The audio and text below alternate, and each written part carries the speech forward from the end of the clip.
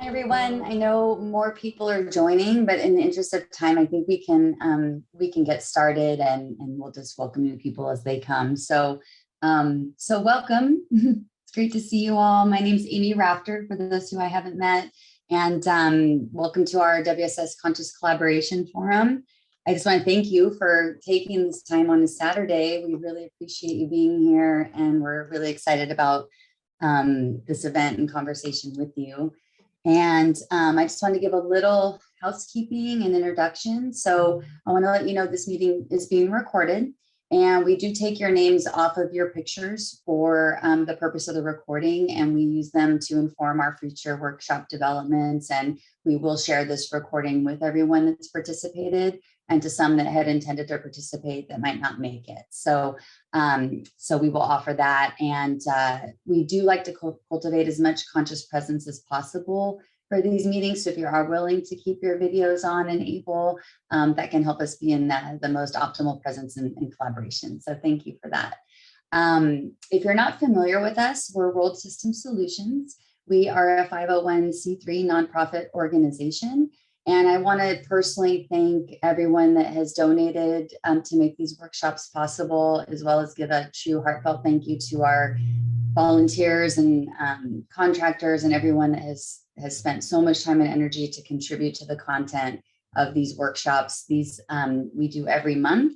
They're different every time, and a lot of heart and soul goes into these. So thank you to those that are participating in this today and to those that have contributed.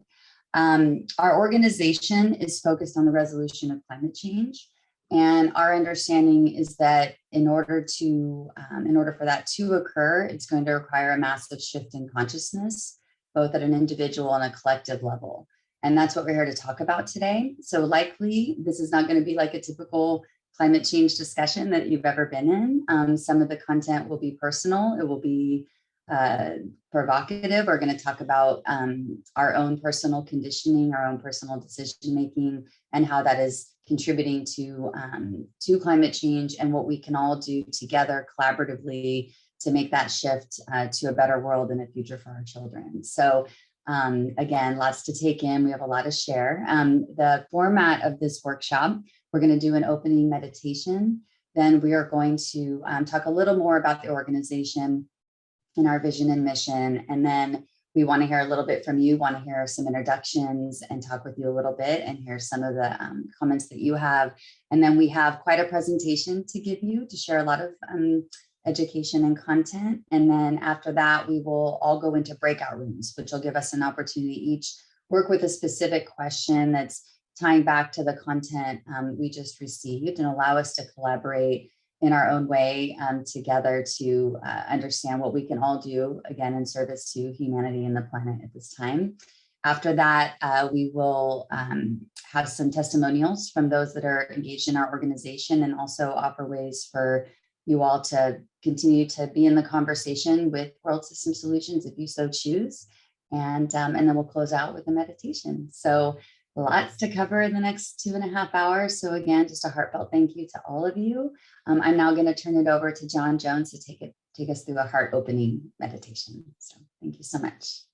Thank you, Amy. Thank you, folks, for being here. We appreciate your presence and your participation.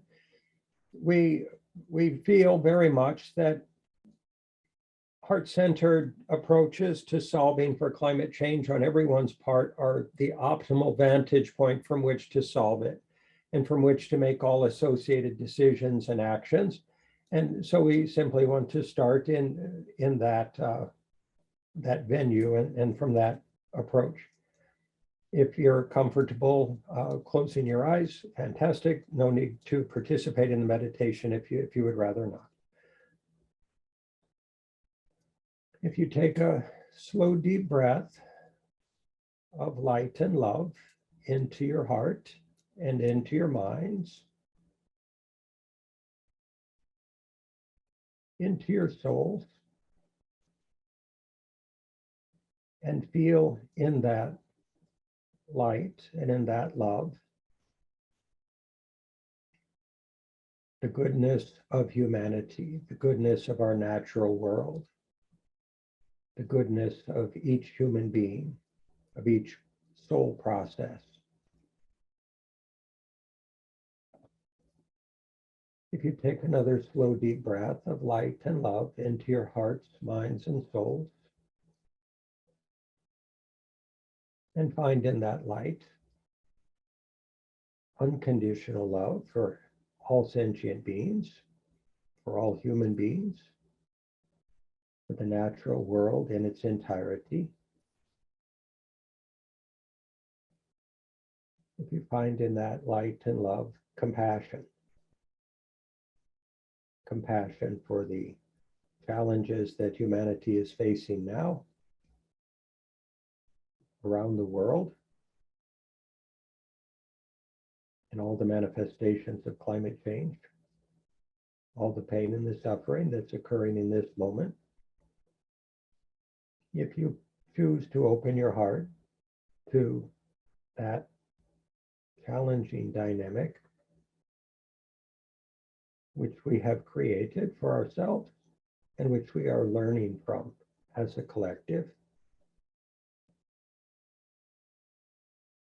If you take another slow, deep breath of light and love into heart, mind, soul,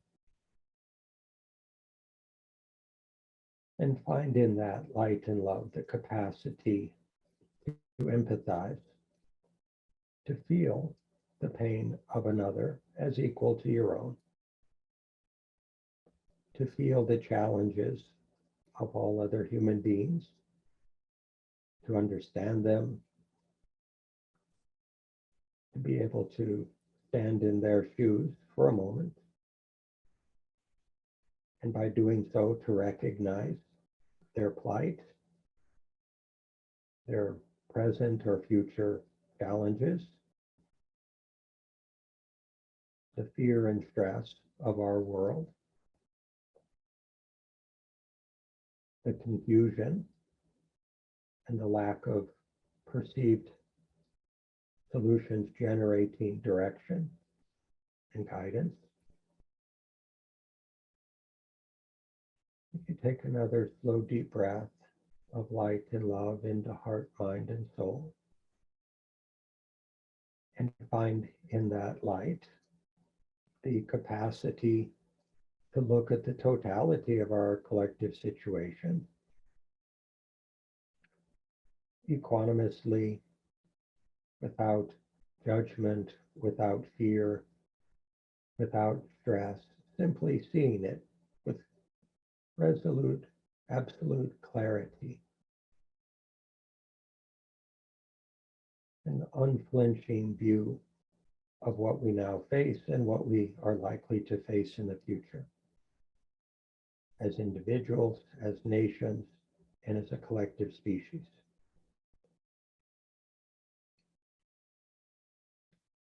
You take one last slow, deep breath of light and love from spirit,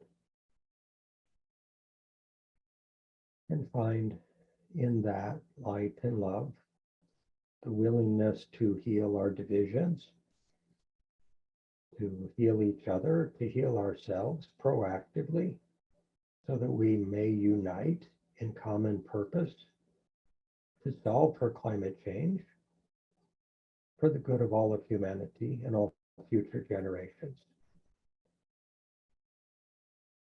If you now return to this meeting, this workshop, this opportunity to achieve shared understandings. So this is our organizational logo, so to speak, our workshop initiation diagram, where we see all of humanity as, in essence, shifting historically from caterpillar to butterfly. All that we have been being transformed into what we have the potential to become. We simply, as an organization, want to do our very best to curate, facilitate, nurture, and nourish that evolutionary process of humanity. Humanity is good. We are a good species. We are a good people, and we deserve the opportunity to continue to survive and thrive in this world. And it's just an evolutionary step for us to balance our relationship with nature, technologically, socially, economically, politically. And once we achieve that, then the challenges of climate change will disappear. And we can only accomplish that through resolute intention and collective commitment to that accomplished goal. Next slide. We just want to introduce ourselves. We are World System Solutions, the WSS. This is our vision and our mission.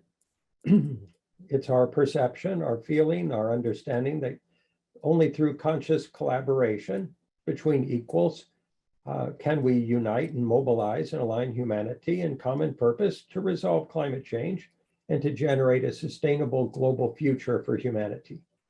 If we don't do both of those, we will not have served future generations optimally. We intend to accomplish that through the generation of a large and global social media platform and collaboration platform and infrastructure and educational system that coordinates existing stakeholders and resources. We understand that massive education and orchestrated application of resources, technology, and solutions are necessary in order to affect that goal. And that is our intention as an organization to accomplish that. And we invite anybody and everybody to participate in that process. Next slide. We have been developing workshops. This is our fourth workshop. We've been doing internal workshops for the last 82 weeks. And that said, we are currently in our outward facing workshops in the midst of number 4. So we're going to be talking today about resistance to learning and transformation, and thus resistance to resolving climate change because of kind of built-in incapacities within the human species to learn, change, grow, and evolve faster than we damage the environment. So, and that's not, of course, not a process merely of generation of technological innovation or adaptive technologies. It's a shift in mindset. It's a shift in perception of who we are as a species and how we relate to the natural world. Rather than conquering or trying to conquer the natural world, we hope to be able to befriend it, steward it, curate it, love it as equal, or even equal to ourselves, or even more important to our own well-being. And these are just some of the other workshops that we are going to be doing in the near future, and we have many more than this planned. Next slide. So we're hoping to ask you folks for some feedback in this present moment, if you're open to it. If you would each be willing to share your name and where you're at, so to speak, in the chat, we would appreciate that. And we would like to ask you, if you're open to responding, what is the most stressful aspect of your life at this time, or that you perceive to be the most stressful dynamic in our world? We're hoping to get a level set, if you will, on your perceptions in order to support this particular workshop. And if some of you would be open to verbally sharing your perspectives, that would be fantastic. Our question was, what is the most stressful dimension of your life currently, whether it might be work, family, concern about the world, or what do you feel is the most stress-producing dynamic that's occurring in the world at this time? Thanks. I thought I'd just help ease it off. I'm Jen Harris. I'm in Washington, D.C. And that's such a good question. I think the stress really is keeping up with the need for change and keeping up with the pace of the work that needs to be done. and not burning out and not losing heart at some of the slowness of it all. Thank you. Thank you so much. Wonderful share. Other folks? And there's lots of beautiful reflections coming through the chat in this regard too, so thank you. Got talking about extinctions, almost every topic in our country and the world. Parenting, lack of awareness for service. Just so we make this communication, it's our view that climate change resolution is very much a process of emotion rather than of technology or of a mental process. That our way through is understandably that of a process of relationship, trust, emotion, and committed caring. Reagan? Yeah, I feel that's a really powerful question, and it goes in different dimensions within my system. And I think parenting has been really amazing and challenging in this life because so much weight is placed upon a parent, I think, in some way, and to be good, to do well, to make sure that their children are healthy and strong and do well in the world. These kind of ego-based pressures, tribal kind of old tendencies of what it's been for parents, and it hasn't been conscious parenting online. So we're really navigating as parents how to move forward into the realm of consciousness within parenting, which really has not been around for very long. So navigating how to be a heart-centered, conscious parent has been probably the most challenging area of my life. And then now how to, look at the world from where it's come from not having conscious parents online. And I think some of the most challenging energies to face is to see children that are suffering because of that. And even in the dynamics of my own children, sometimes really hurting because of us not being as conscious as we could have been when they were born, and just really forgiving oneself for that. And so it's a constant kind of immediate forgiveness need because there's an inertia of the past that's still online in this planet. And so then with climate change, right, how to help our children really care about the planet when we've come from, again, a historical timeline of there have been a lot more feeding on the planet and resources being depleted and wanting and taking, and children even being raised in that type of environment over the many, thousands of years. So it's a whole new learning paradigm we're a part of. And I think that's been the most stressful part, is how to, as a parent, as a soul, learn to help and care for my children in a way that's conscious. Thank you. Wonderful share. Other folks? Well, I have to, if I could piggyback on Reagan's comment, regarding conscious parenting. I remember now this is going on 15 years ago now that my kids were in elementary school. The school didn't have a lot of money, and they raised money to do this beautiful Earth Keepers Week. It's this educational unit to teach kids about recycling and the environment. And we channeled everything we had so we could do this great week for the students. And afterwards, the kids realized, yeah, well, we're throwing plastic bottles away right in the lunchroom. We don't even have, the school doesn't even have a recycling program. And when I brought it up to the school, we found that it wasn't even feasible within my community. So even though we're educating kids, we also lack the infrastructure. And it was really frustrating and confusing for the kids. So you teach them this and then show them something else. And I think that's really challenging for a lot of parents. You wonderful share, very much agreed. We have Jody had her hand up. Hi, everyone. Jody here from Central South Dakota.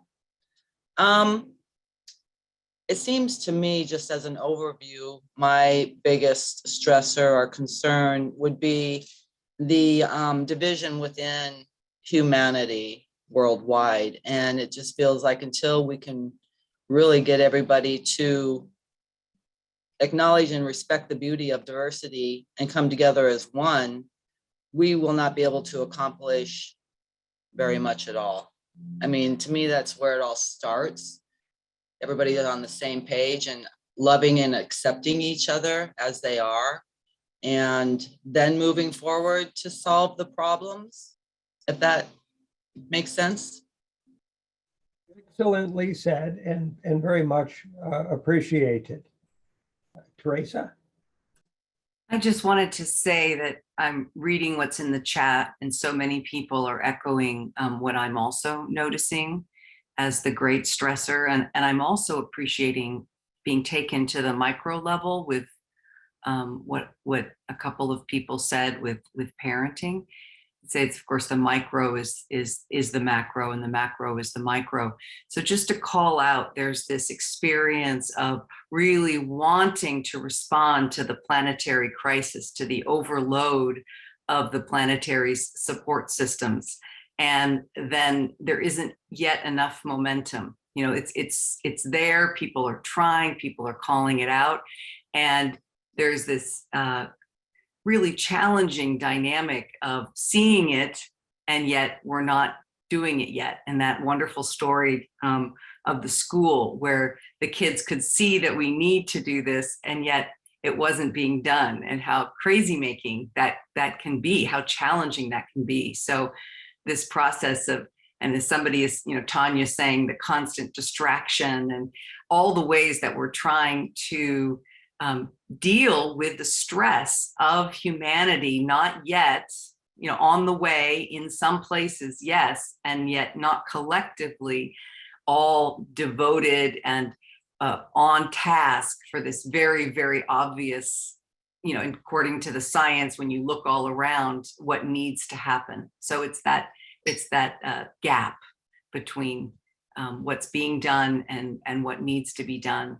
And yeah, that's what I would say. And that's what I'm also hearing echoed in the chat by many people. Excellent share. Thank you very much. And we agree. Are there other comments, reflections, thoughts? I would like to say that I feel like among the people around me, I'm 25, that there's a huge lack of hope. We've all just kind of thrown our hands up and been like, the problem's too big. There's nothing we can do. Might as well just go to work and live for the weekend. So that's something I feel like is really sad, because I do have hope, but it seems like there's less and less of it, especially with young people. Thank you for that communication. It's vitally important that we all hear from younger folks in this communication, that we understand their perspective, their experience, the effects of the inertia of the prior life process on this planet. The older generations generating a world that younger people are going to be required to live in and experience and hopefully thrive in. And that said, face the challenges that we have produced. Shiv? Hi, my name is Shiv. I've been really like contemplating and really taking it in. And before I share, I just wanted to share a little bit about my experience, that where I am coming from, rather than just, saying what I want to say. So a little bit about myself, I worked on ships for 8 and 9 years, have that kind of background, understanding how, the economy really works or had worked in the past. Then jumping into meditations, creating, dance meditation, being a life coach, and now creating a permaculture design greenhouse to sustain communities. So, I've tasted a lot of seas in my life. And what I'm really hearing is like, about losing hope, about, like raising conscious children and, how to go about it. I really feel that, even right now, if you see, we are 20 or 30 people sitting right now on a computer. So that way we did save some gas, right? Then meeting in a place and creating the emissions. So which is pretty good. But at the same time, if you really think about it, we 30 people we need to eat our food. We need to nourish ourselves. For that, we went to the market and bought our food. And in doing so, the transportation was still being done.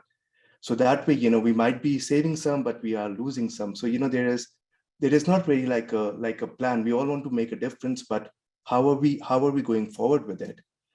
I personally believe that, we need to have like community sustainable living programs where, each community that would be like the street or the people that we're living with, we need to have like greenhouses. We need to make our own food, and we need to really be very local with our approaches.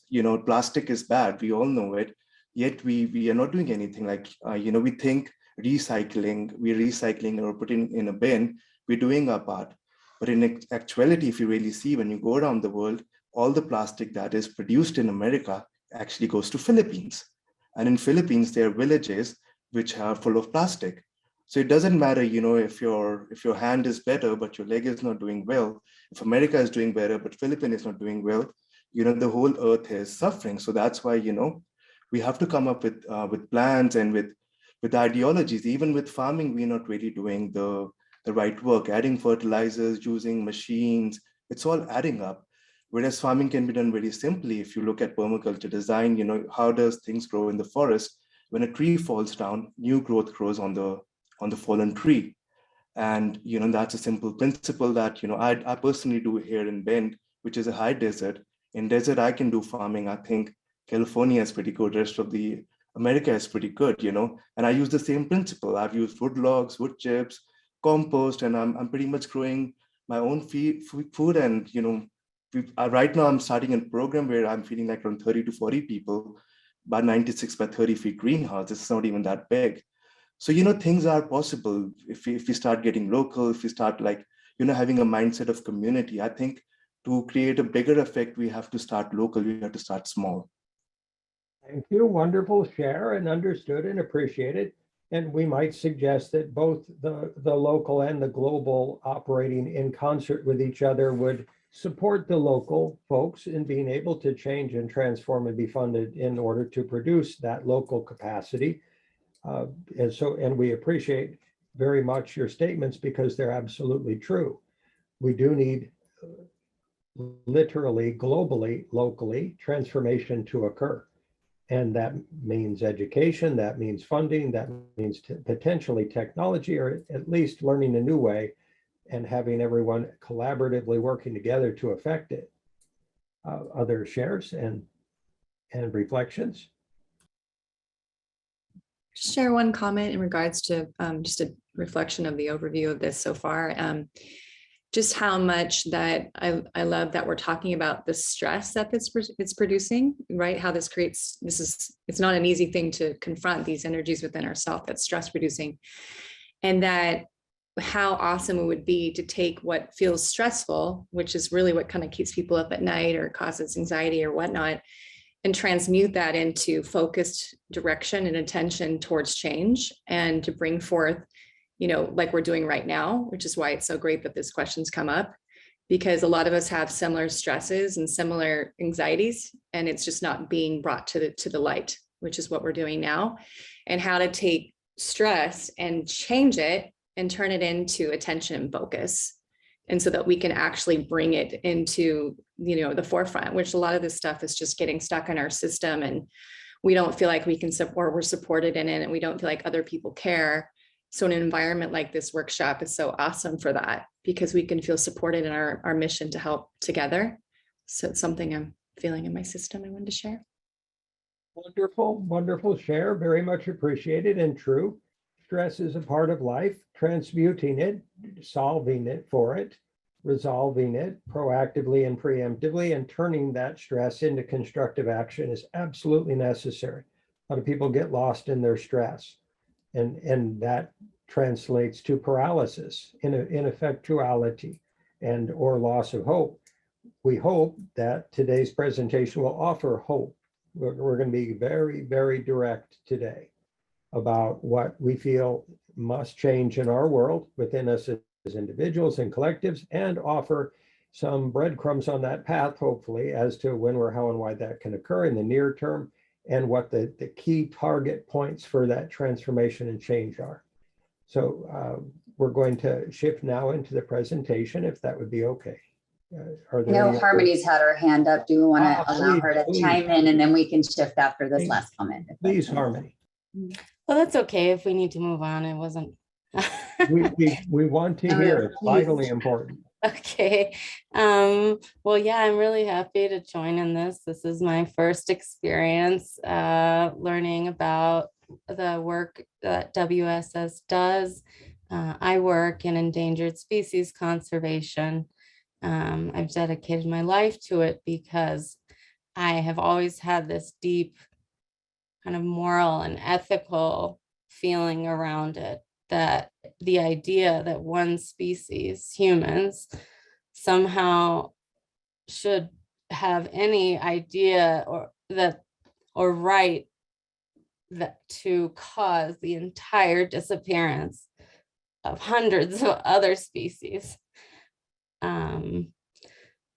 And, you know, of course, for my work, I have to work from an understanding of human behavior, human compassion, human knowledge, because it's very, you know, fine and well to create a new national park and put a big fence around it and hire rangers to guard it and tell nobody that they can go in there. And, you know, we can save species that way for a little while, but I really have started to feel like a fundamental change in human consciousness is needed, a fundamental change in our awareness of our relationships with other species and about their inherent right to exist.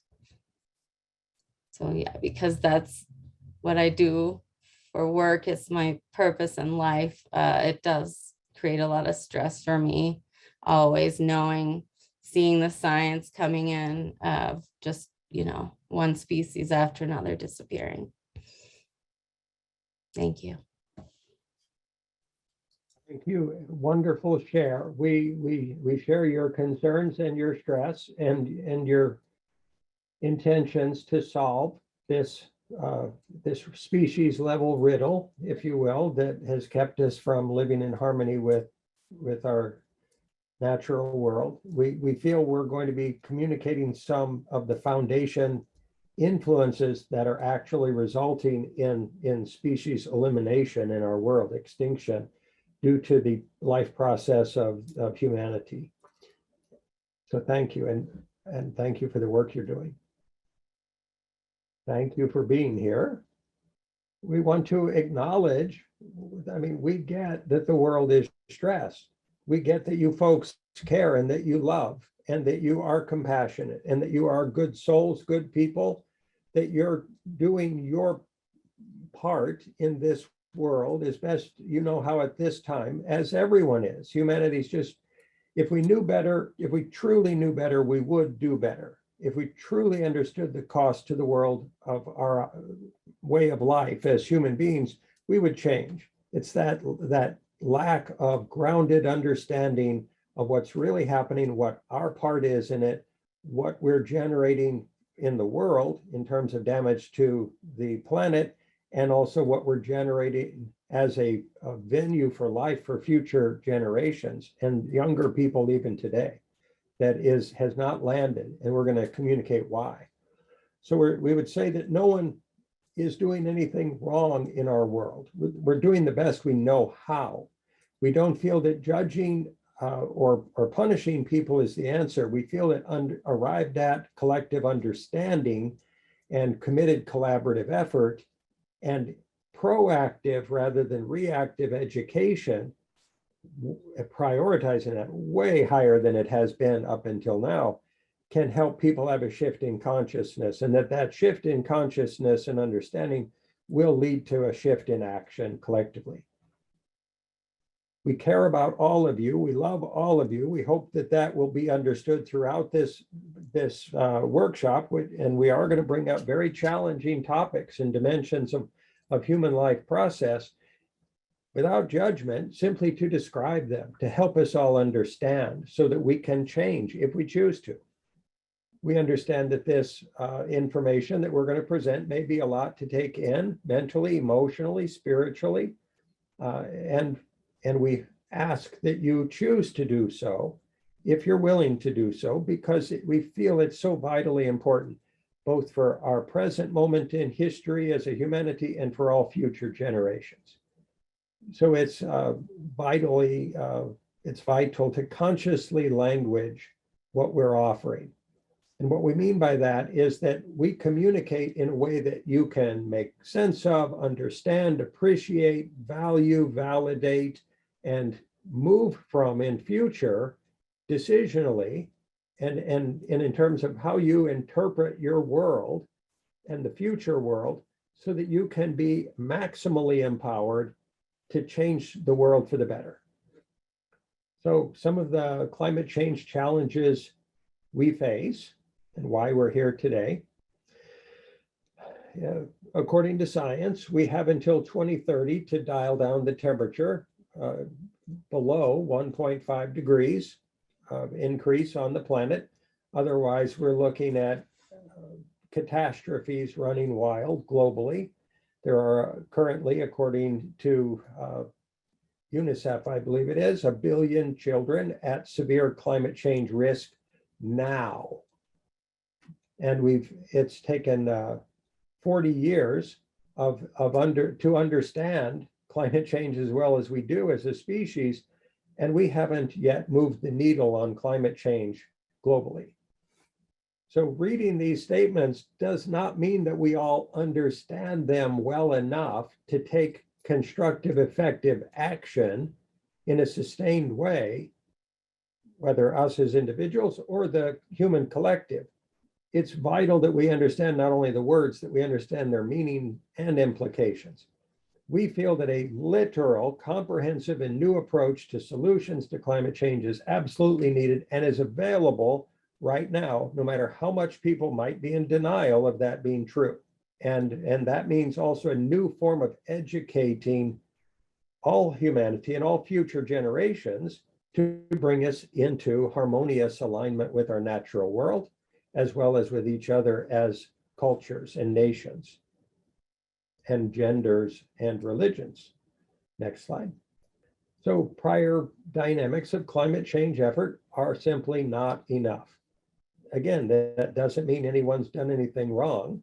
It just means that what we're doing is not enough. It's not nearly enough. And we must reprioritize globally away from profit focus, away from comfort focus, away from Western lifestyle comforts and preference focuses to something that is sustainable.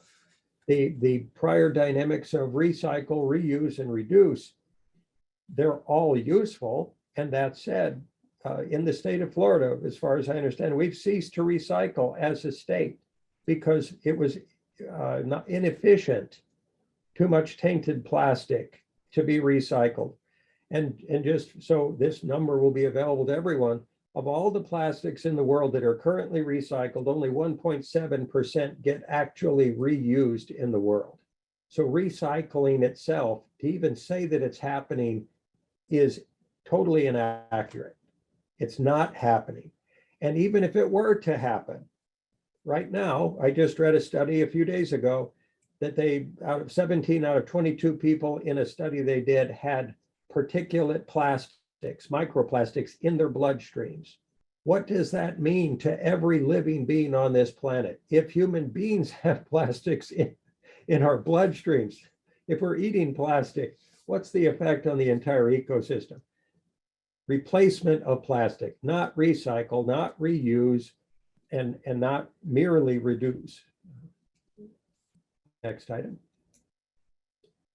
Diminishing our carbon footprints, absolutely necessary. And it's not happening as of yet. It's not being prioritized. It's not being affected. And doing that at an individual level is vitally important, and it's not enough. Next. Gradually implementing green technologies. Absolutely, we need to do that. It needs to be not gradual, it needs to be immediate. As fast as we possibly can. We've got 8 years. And some scientists would say less.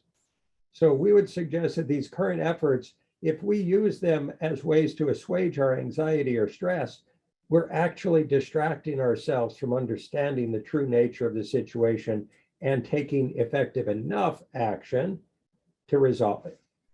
Next item. What many of us are doing to solve for climate change locally and individually is necessary. As Shiv said, it's vital. And that said, if we don't generate a collective, global, international effort and have an infrastructure and a logistical support system, an educational system, and solutions design and development and implementation system, we're kind of like trying to put out a forest fire with squirt guns. All current efforts are honored and appreciated, and still more is needed, in our view. Judging or vilifying each other or punishing each other is not going to get us to where we need to go. The dynamic of judgmentalness and blame and attack and criticism in our world has taken on a life of its own and become an impediment to solving climate change, while it's imagined to be a solution. Shift in mindset, shift in quality of consciousness, shift in understanding comprehensively, absolutely. And part of it is hitting people in the side of the head, so to speak, to get them to wake up. We get that. And that said, people of like mind collectively collaborating together is absolutely necessary right now at scale, at global scale. So these approaches listed above will not fully transform our current non-sustainable Western lifestyle approach, meaning more, consuming more and more, and being addicted to having more safety, more comfort, more entertainment, more freedom. That process itself is killing our world. Next slide. So this is the way much of the world is operating at this moment. They're either trying to escape their fear, their stress, their worry, or the seeming hopelessness of the situation, or they're trying to profit off the apocalypse and try to make a lot of money solving it technologically, rather than implementing social change, mental and emotional change, cultural change, and helping people embody the capacity to make wise choices every day, in every moment, in every dimension of their lives. So we feel that this approach is, this bifurcated approach is not the solution, is not generative of enough of a solution for our world, that there must be a new way, and that it must not just be a new way defined, it must be implemented, it must be curated, it must be nourished, it must be supported, it must be funded, it must be educated to, and we hope very much to facilitate that result being affected in the world. Next slide. So what can we do? We're going to say a very provocative statement here, and we hope it's not overtly so. History, as we have known it as a species, as cultures, as peoples, it's over. We don't get to continue on the same path as a species that we have been treading for the last thousands or millions of years. It cannot work. We're not going to just technologize ourselves out of climate change, because it's technology that's magnifying our effect in the world and creating it. So you see the conundrum. If for-profit technologization is seen as a higher priority than harmonizing ourselves with the planet and caring for and curating the natural world, if that is in some mentalized, emotionally disassociated way imagined to be a nirvana that we can all get to, where we all have a wonderful Western lifestyle and we're all going to do whatever we want and ignore the environment and disassociate from it. It's not going to happen. And if we can't accept that right down to our socks as a species, we're going to do something other than we'll actually solve it. So we would say history is repeating itself. The for-profit mode, capitalistic, addictive dynamics of trying to distract humanity with wonderful products and cable television from what we're doing in the world. That process of keeping us distracted is allowing current existing for-profit endeavors and technologization processes to run wild. When we find out that we're overfishing the oceans and there's not many fish left, humanity's decision-making protocol was, let's up the ante with technology and scarf up the fish that are left. How insane is that decisional process, that application of higher technology to continue our overconsumption of the world rather than dialing it back and replenishing? Past processes of human life on this planet no longer work. We need a comprehensively new way of life to be defined, designed, modeled, tested, implemented, and supported and fostered immediately, in our view. The inertia of the past cannot be allowed to define the future. If it does, it becomes a huge blind spot in our decision-making.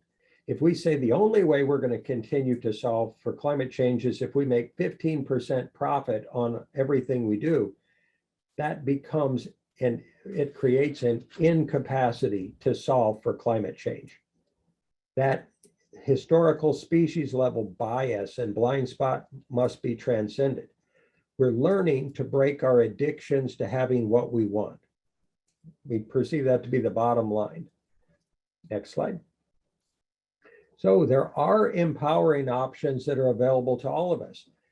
And what we feel we need is a globally coordinated plan and support system. And if you folks are interested, you can help us build it. We're building it. We're going to make it happen. And we're asking for help from everybody who would be able to offer understandings, knowledge, expertise, and care to that process. We all have vast power to resolve climate change now.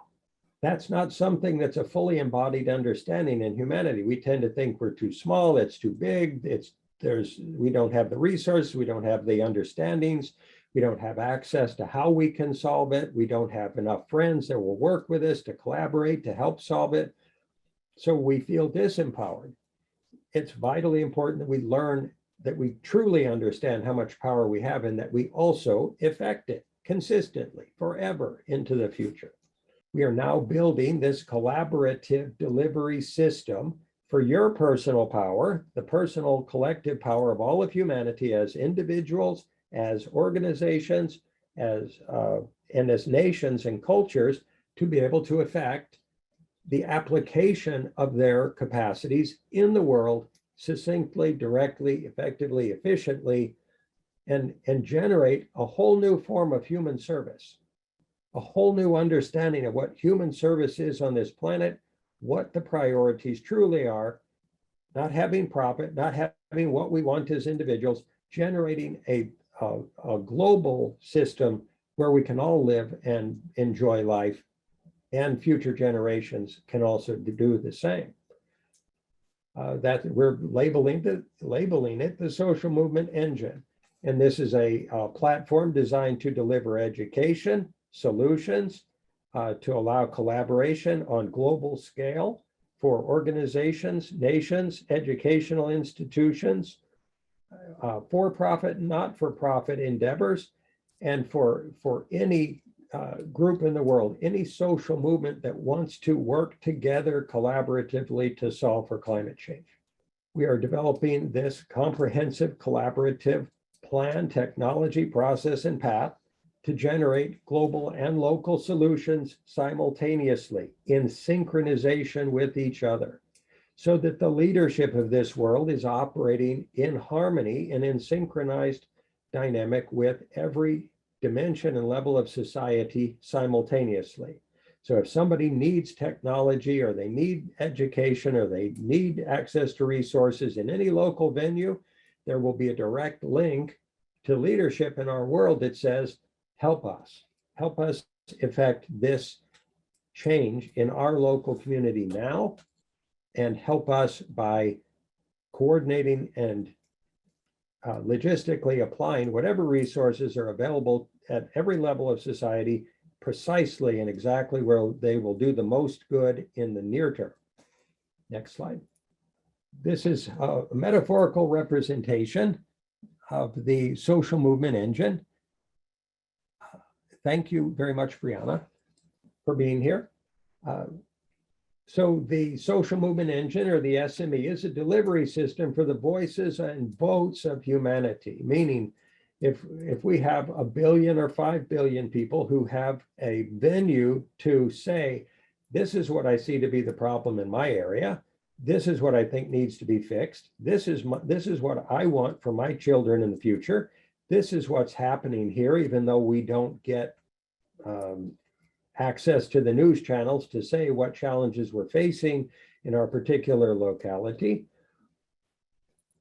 We want to give humanity a voice. We also want to generate a mirror to this whole world that says, this is where we truly are, and have it be an accurate mirror. So there's full transparency. There is no longer a ignorance about what's truly happening in our world. This platform would provide information, education, resources, coordinative capacity, and a collaborative venue for people to generate solutions to climate change together in a sustained way. Next slide. So how can you help? There are innumerable options, believe it or not, that can be affected in our world today. One, and this is tremendously important, perhaps the most important, opening yourself to learning and seeing your life and your relationships in a new way. That is not the first go-to default choice that human beings tend to make. They tend to try to apply the solutions generation and technologies of the past to the present, as if the new problems that we're facing can be solved by historical methods or techniques or technologies. Commit fully to forgiving yourself and everybody else in the world that has generated this situation, that are currently killing off species, that are creating droughts and fires and famine and floods and hurricanes. If we forgive them immediately, because they've just done what they were conditioned to do or trained to do, or what was modeled for them as children. So we suggest that forgiveness is vitally important, and in order to transcend our own fear and resistance, as well as to help them transcend theirs. Commit to doing as little or as much as you can in collaboration with others. You may have 10 minutes a week, and you're all busy, we get that. Right now, humanity is busy doing what it's doing rather than solving for climate change. If you've got 10 minutes to apply per week, we suggest it's a beneficial thing to do, even if that's just understanding by reading on the internet what's happening or what can we change in our decision-making practices in order to solve for climate change in the near term. You can learn everything you can about climate change, and then you'll understand what you can do, even if it's just composting or using less plastic or making certain decisions at the grocery store. That's something.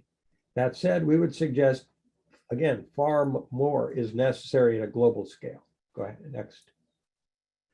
You can bring all your new and wonderful ideas today to this process if you choose, and we will ask you to do that in the breakout sessions, because this is not a government solution. This is not an individual solution. It's all of humanity solution that is required. All of our ideas, all of our creativity, all of our energy, all of our love and care, all of our intentionality is required. You can, if you choose, you can learn about the WSS and the social movement engine. And if you choose to participate in its design or its creation and give your ideas about how you could make it better, we would invite that and applaud it.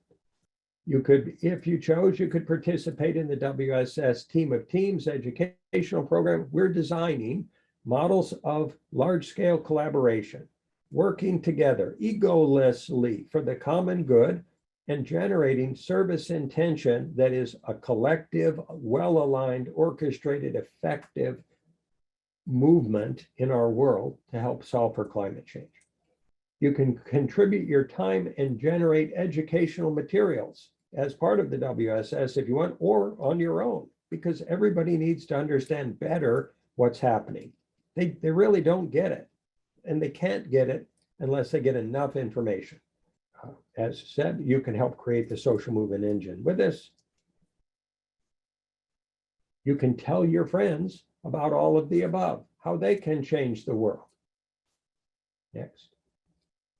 You can contribute financially or contribute your time and expertise. Next. This is our challenge, our global collective challenge. And we understand this is a big slide. We're not meaning to overwhelm anyone. We're trying to communicate the nature of our global situation as accurately as we can. Right now, human beings don't know how to collaborate well.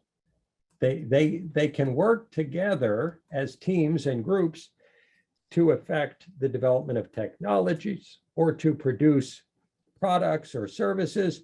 They don't know how to bring all of these different dimensions of these disciplines and these dimensions of life that humanity operates from and is dependent upon for our life process to continue. They don't know how to egolessly, synthetically integrate all of this, not multidisciplinary, not every discipline adding their piece to the puzzle, transdisciplinary, integrating those knowledge bases so that we can understand the relationships between all of us and our relationship to the planet, to the ecosystems, to other species.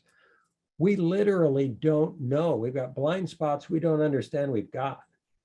This integration process, which we're designing this platform to affect, and also the collaborative educational process we're developing and have been for the last year and a half, is designed to help people come from all walks of life, all disciplines, all areas of expertise, all of their knowledge bases, to integrate that information and knowledge and say, from that, this is how you design a plan that will work for everybody.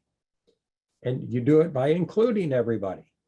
And then it's not a question of a bunch of staccato, conflicted, misaligned efforts working against each other, fighting and competing for resources or the access to news channels or access to leadership. It's a well-organized process that everybody is operating from together. They understand when, where, how, and why they do what they do.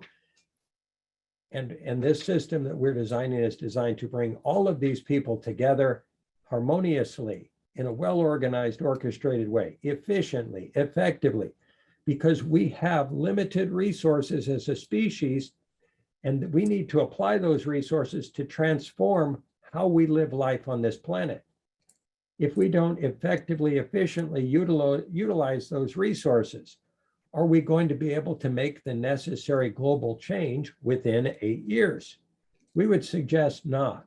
We would suggest that, assuming that the for-profit sectors or the non-aligned current international community dynamics are not getting there fast enough. They don't have adequate understanding or motivation, and they have conflicts of interest with historical intentions of feeding on this planet endlessly, and that must change. New understandings must replace the old understandings. History over, new world, define a new paradigm for humanity and effect it in a well-organized way. Next slide. In the past, we have approached folks in workshops with statements such as these. We're here to collaborate with you to create a better world. The world is in great need, and we all must now come together to solve for climate change. We only have 8 years to make global progress in regard to climate change. These have been our messages. Paradoxically, those messages have not been received in a way that affected action on the part of many workshop participants. You might say, well, obviously, this is true, and we would be motivated if we just understood this to be true. 1 billion children at risk. Who could not be motivated by that? We would suggest that our addiction to the status quo life process, our addiction to continuing to live life as we have in the past, is akin to a train on a track. The train's going to go where the track is. The train doesn't have an option of turning left or right. We understand there's a track. We understand that it's a subconscious track that we have created culturally and even familially. We've conditioned our children to ride along on that track unconsciously, unswervingly, without change, without resolution, and thus without the capacity to affect transformation in this world that's necessary to solve for climate change. So we are changing our messaging today in this workshop, and you get to see it happen. Next item. So that's why we're not speaking, won't be speaking to you in these terms, because they've not landed for people adequately in the past. So we're trying different messaging. Over other climate change resolution organizations, our and other climate change resolutions organizations' messages are falling on deaf ears.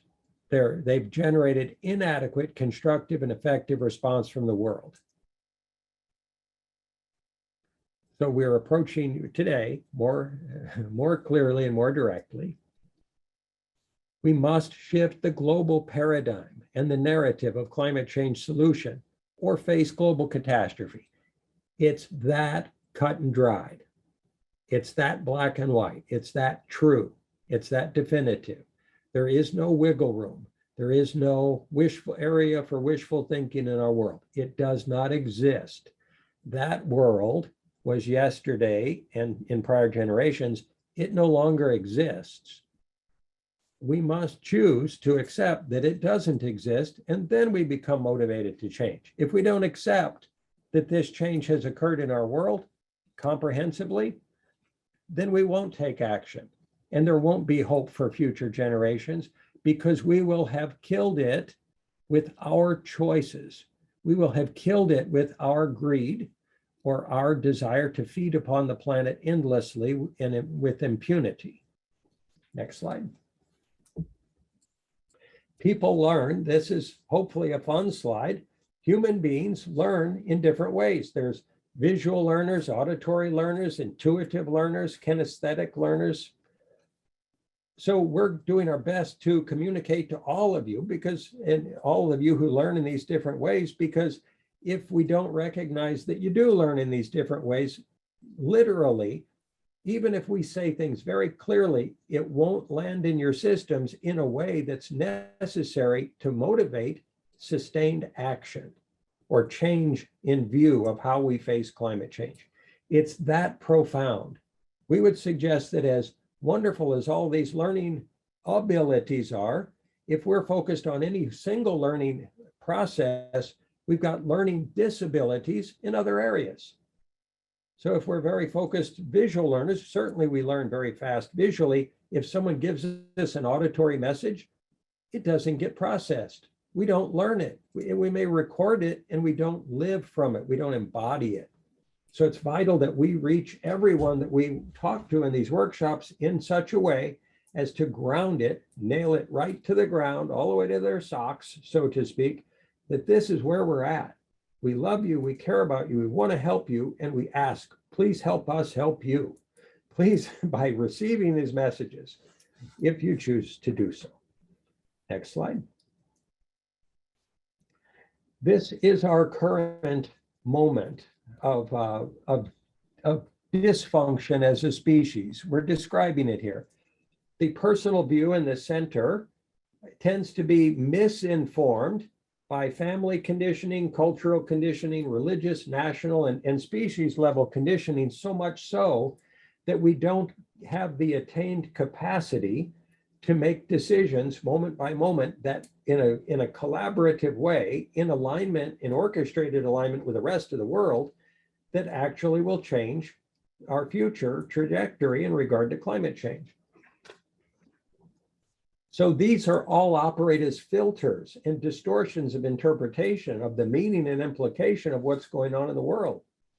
Each of these layers of conditioning generates tribalized unconsciousness in our species, which translates to incapacity to affect change. It creates us versus them mentalities. Oh, the United States is more important than India or China or Russia or Ukraine or the UK.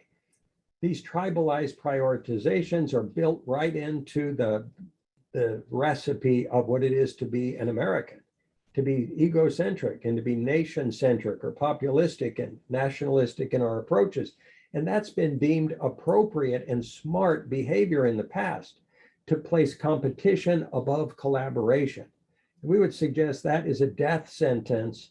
Operating that way is a death sentence for innumerable species and potentially for humanity and the natural world.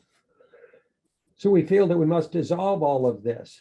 If you see these breaks in the lines, if you've ever seen a lock, a combination lock, if you get all the numbers right in the combination lock, the lock opens. If you don't, if you get just one wrong, the lock stays locked. Well, people's minds and their decisional capacity are locked because they're being taken off target by all of these influences constantly, and they don't know it because it's so much in the wallpaper. It's so subconscious for them. And we understand that there are many issues in our world. In addition to climate change, we absolutely agree, and we feel that conscious collaboration is the antidote to climate change, to war, to economic problems, to runaway competition and capitalism. And so our solution, our antidote is conscious collaboration. We've got models for that. We've got educational materials for that. We've got teams that operate in those ways, and we want to communicate that today. So we feel that we must dissolve the inertia of the tribal process in order to generate new sustainable solutions, because if we're busy doing tribal yesterday, we're not making room for conscious community today and tomorrow. So aesthetically appealing presentations. How many people say, I'm not going to participate in learning anything unless it's an aesthetically appealing communication? If I don't enjoy it, I'm not going to be open to it. Those kinds of biases and preferences, they may be ego satisfying, and they're also part of this distorted process. They are potentially learning disabilities that are killing species. So we'd say better to shelf our preferences in terms of the messaging and find within ourselves the discipline and the maturity to transcend our own ego preferences and biases and get to work. Next slide. So we're utilizing the matrix here and saying that human beings are generally day in and day out focused on all of these things. If they're focused on all of these things in the top of the picture, they're not focused on the well-being of the planet. It's a choice. It's a choice we make as human beings, individuals, and collectives every single day. We must be willing to change our choices. No group of egos or I's is going to solve for climate change, because egos and I's only want what they want. They want to feed endlessly. They want to have profit. They want to have safety. They want to have comfort and control in their lives and certainty. They want to avoid their fear, their pain, and their potential losses. So we would suggest that the ego itself of humanity and the tribal ego, the individual ego and the tribal ego, nationalism is an expression of tribal ego. Populism is an expression of tribal ego, are killing our future. and the future of our children. Next slide. So we can cut through those barriers. We can actually see what is as individuals. We can leave behind all of these, the inertia of all these predilections to operate tribally or culturally, or to follow the party line, or to submit to our organization's set of priorities or goals or for-profit intentions. And we can make free will choices that serve future generations, that serve the planet, that serve all of humanity. That means becoming self-motivating, not waiting for someone to inspire us. Choosing to say, I'm going to take action today. Being self-inspiring every single day. That's being mature. That's being sovereign. That's being intelligent. It's not waiting for the world to solve it for us, and not waiting for somebody out there to come up with some new technology and disregarding our own accountability in this world for what we are creating together. So this dynamic that we're illustrating here, non-egoic, non-tribally conditioned process of consciousness, meaning quality consciousness, true understanding based on truly recognizing what's happening in our world, we feel that will move the needle on climate change. We want to magnify and amplify that consciously arrived at understanding on the social movement engine platform.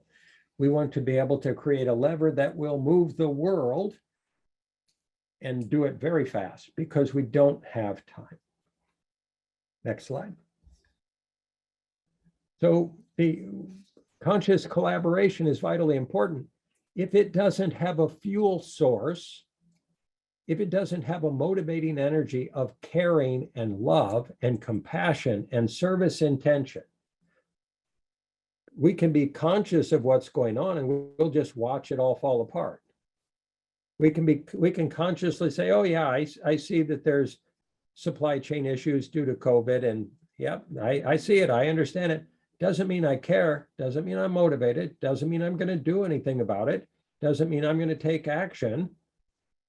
If we don't choose to care, caring is a choice. It's not something that someone else is going to give to us on a silver platter. We must be disciplined and mature enough to choose to care ourselves now and forever forward. So we want to help people learn to care and understand what has been keeping us from caring in the past. Next. So it's a process of choosing to unconditionally love and care and accept each other as we all are now. To love everybody for who and what they are, without judgment, without wanting to control them, without distrusting them, without fearing them, to just love them. Because once they recognize that they are loved, they're going to be far more willing to change. If they feel they're being criticized or controlled or vilified or attacked, they tend to go into a resistance mode. And so there becomes a cultural resistance to global change and solving for climate change. Next. Opening ourselves to feeling others' pain and understanding their situation as we would our own. Do unto others as you would have them do unto you. Forgive them, for they know not what they do. These statements are true now, globally true. If we choose to apply them, they will have global effect. Seeing others' needs as equal to our own, and not just our wants, not wanting comfort or cable TV or the next technology or the next iPad or whatever as a need. Those are not needs, those are wants that we have translated and imagined to be needs, and that distraction is keeping us from caring. Next. Acceptance and understanding of the global situation as it truly is, being willing to educate ourselves, understand what's happening, and then take action. So pairing that, not just understanding, taking action too. Effective action is necessary. Collective, effective action. Next. If we don't have a deep empathetic understanding of how other people operate, what they're feeling, what they're going through, How are we going to help them learn, change, grow, and make better decisions, or more aligned decisions harmonious with the natural world and decisions that are solving for climate change? Next. So if we recognize we're all one, we're not a bunch of divided cultures or nations or states or political affiliations. That's not who humanity is. And we're not just one as a humanity, we're one with the natural world. We're just a part of this natural world process. We become disassociated from it and disengaged from that understanding, and that blind spot that we've created for ourselves as we chase after modernity, as we chase after Western lifestyles and technology and having what we want, that disassociation that schism has grown. We've got to close that gap immediately. Recognize ourselves as just part of the ecosystem, not here to own it, feed on it, destroy it, conquer it, see it as an enemy, or affect our will upon it unilaterally. That doesn't work. We've proven it because climate change exists. Hopefully we've proven it to ourselves well enough. So we can now decisively act. If we make this fundamental acceptance, if we choose to accept this truth, this fact of our current global process, and sustain that understanding. Next.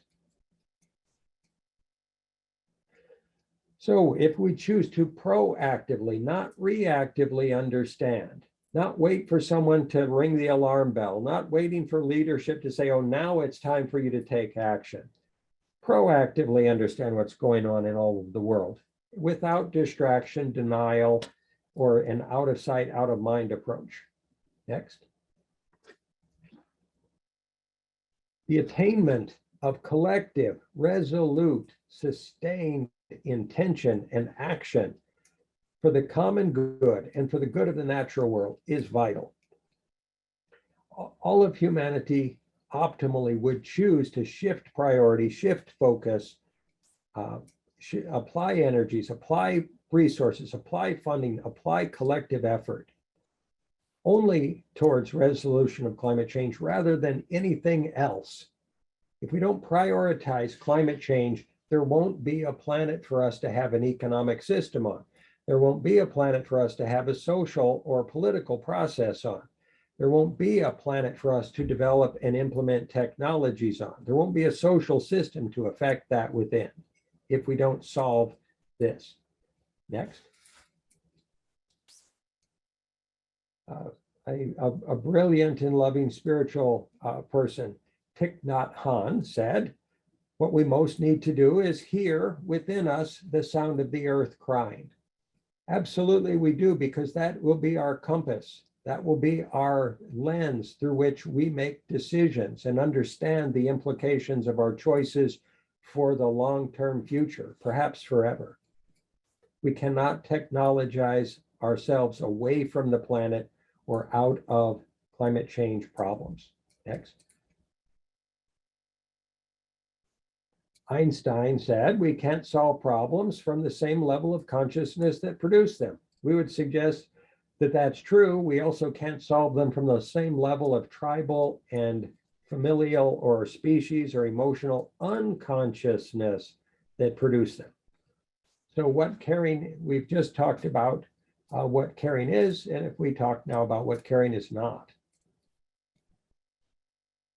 Parents have been taught to control their children and to operate from a parents know best point of view, or for fear for their children, and thus teach their children what they have learned as parents. We're not judging this tribalized process. We are suggesting that it optimally will change. If parents don't begin teaching their children how to survive and how to solve for climate change immediately, then their children will feel motivated or conflicted about doing something different than what their parents taught them to do. Next. Masculine approaches of non-emotional, logical, or rational technologized solutions generation or economic solutions, they're not going to cut it. the world needs the integration of the loving, kind, caring, relational, and far more humble emotional process of the feminine to be integrated into the global climate change solutions process. If we try to bifurcate this or separate it or have men dominate in this process, they will be blind to the true nature of the connectedness of all things and will be rendered incapable of loving the world enough to save it from us and to save us from ourselves. Next. So tribal projections onto the world of what are the supposed right solutions to climate change that then do not work are not the solution to climate change. And they're not a process of love, caring, compassion, or service intention, or emotional connectedness in regard to what's happening in our world. Next. Self-righteous judgmentalness towards others is not a solution. Seeing ourselves as better than people who are currently making unwise or destructive decisions is not going to help them feel honored, loved, respected, or cared about. It's not going to create a collaborative conversation because they're going to be on the defensive and in denial and thus unwilling to learn about what's going on, unwilling to ground and receive it fully in their systems. And they won't even know it because they were busy reacting defensively to someone telling them they're doing bad things in the world. Focusing on punishing the wrongdoers rather than solving collectively for climate change is just a distraction. And it's not a process of truly caring. It's a process of judgment and punishment. We're not saying there aren't people doing things destructively in the world. We're suggesting that we get them in the same room with the people who want to change things for the better in a non-judgmental way and work it out collaboratively. Charitable giving in our world is a way of assuaging feelings of responsibility, and we get that. Charitable giving is beautiful, great, and good. We appreciate it. That said, if it becomes an excuse or a decision-making process that does not lead to personally committed action, we would suggest it's not caring. It's not caring enough. It's not caring in all of the dimensions and ways that are really required for us to collectively solve for climate change. Next. Not wanting to have our economic system disrupted by something as inconvenient as climate change, we would suggest is not caring. If we're placing our economic system profit above solving for climate change, even if we're giving charitably, some people who give charitably are just trying to keep poor people out of their neighborhoods or trying to keep themselves from being inconvenienced by the poor. So there's an inequity, a lack of balance in our world in terms of the haves and have-nots. If that continues, we can't solve for climate change because the have-nots won't have the resources necessary to solve for climate change in their areas. Next. Keeping our Western lifestyle of conspicuous consumption for ourselves while the rest of the world burns is not going to fix everything, because even if we're having a good time right now in our Western lifestyle, there are fires in California, there's droughts, there's damaging weather, there are hurricanes. The climate migration has already begun in the United States. So climate migration is going to be impacting everybody. We can't turn a blind eye to the world and imagine it's all going to be okay while we enjoy our creature comforts. Next.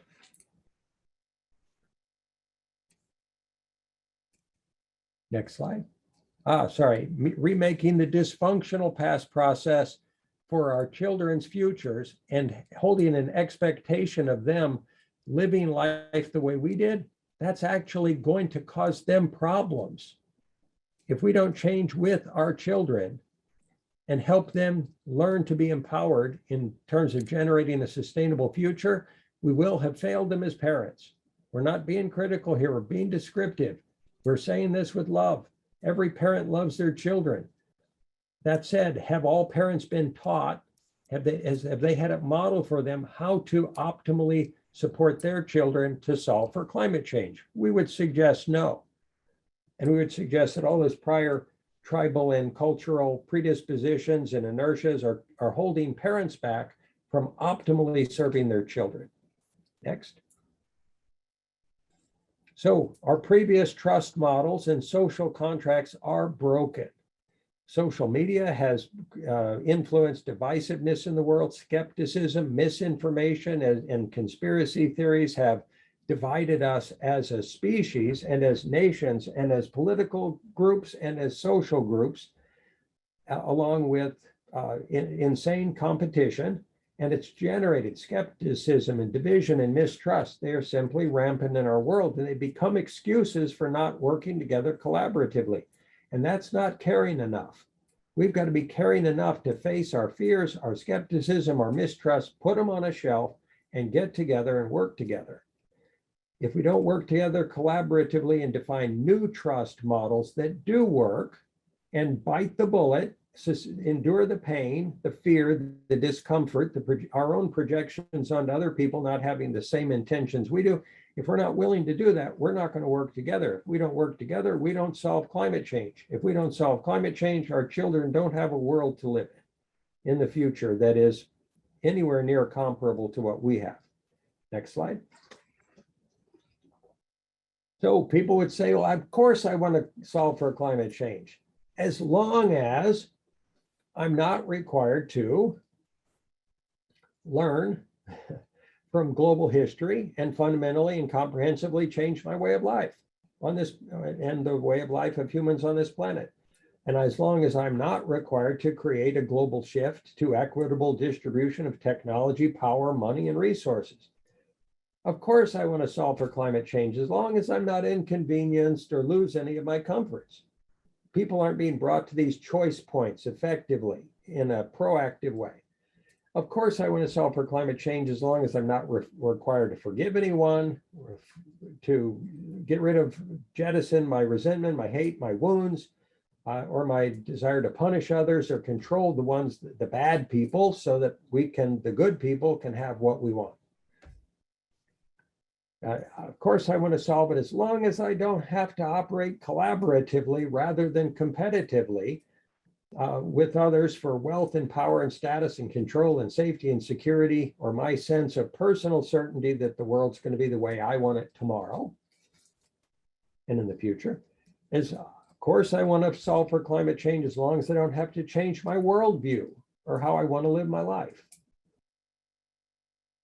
Or as long as I don't have to make friends with my enemies and forgive them and put the past behind us. Or as long as I don't have to trust anyone, as long as I can remain constantly skeptical, constantly fearful, constantly judgmental or critical, or force everyone to speak in the politically correct terms that I think are right, and I don't have to change any of my relationships and nor trust any institutions, of course I'm willing to solve for climate change. As long as I'm not required to wake up and live a conscious and self-accountable life, of course I want to solve it. And of course, as long as I don't have to realize that money has been, in part, my identity and my definition of my self-worth as a person and as a tribal member. Or quit trying to prove I'm better than others, or compete with them, or be higher status, or see myself as more knowledgeable or able to control them to keep myself safe from them, the them that we assume are out there, rather than seeing ourselves all as one all the time. Or let go of my attachments, my judgments, my aversions, and my desires. Deprioritize all of that and prioritize collaborative efforting to solve climate change. So this is a tough slide. We apologize. We are addicted to having what we want. Humanity is. Feeding on the planet with impunity. There's a part of our systems we would refer to as the taproot, which is a sociopathic, I want what I want. I'm going to feed on what I want. I want to get what I want, have, acquire, get, take, and accumulate endlessly. When billionaires become billionaires, they don't say, oh, now I've got enough. They say, oh no, now I need 10 billion or 20 or $100 billion.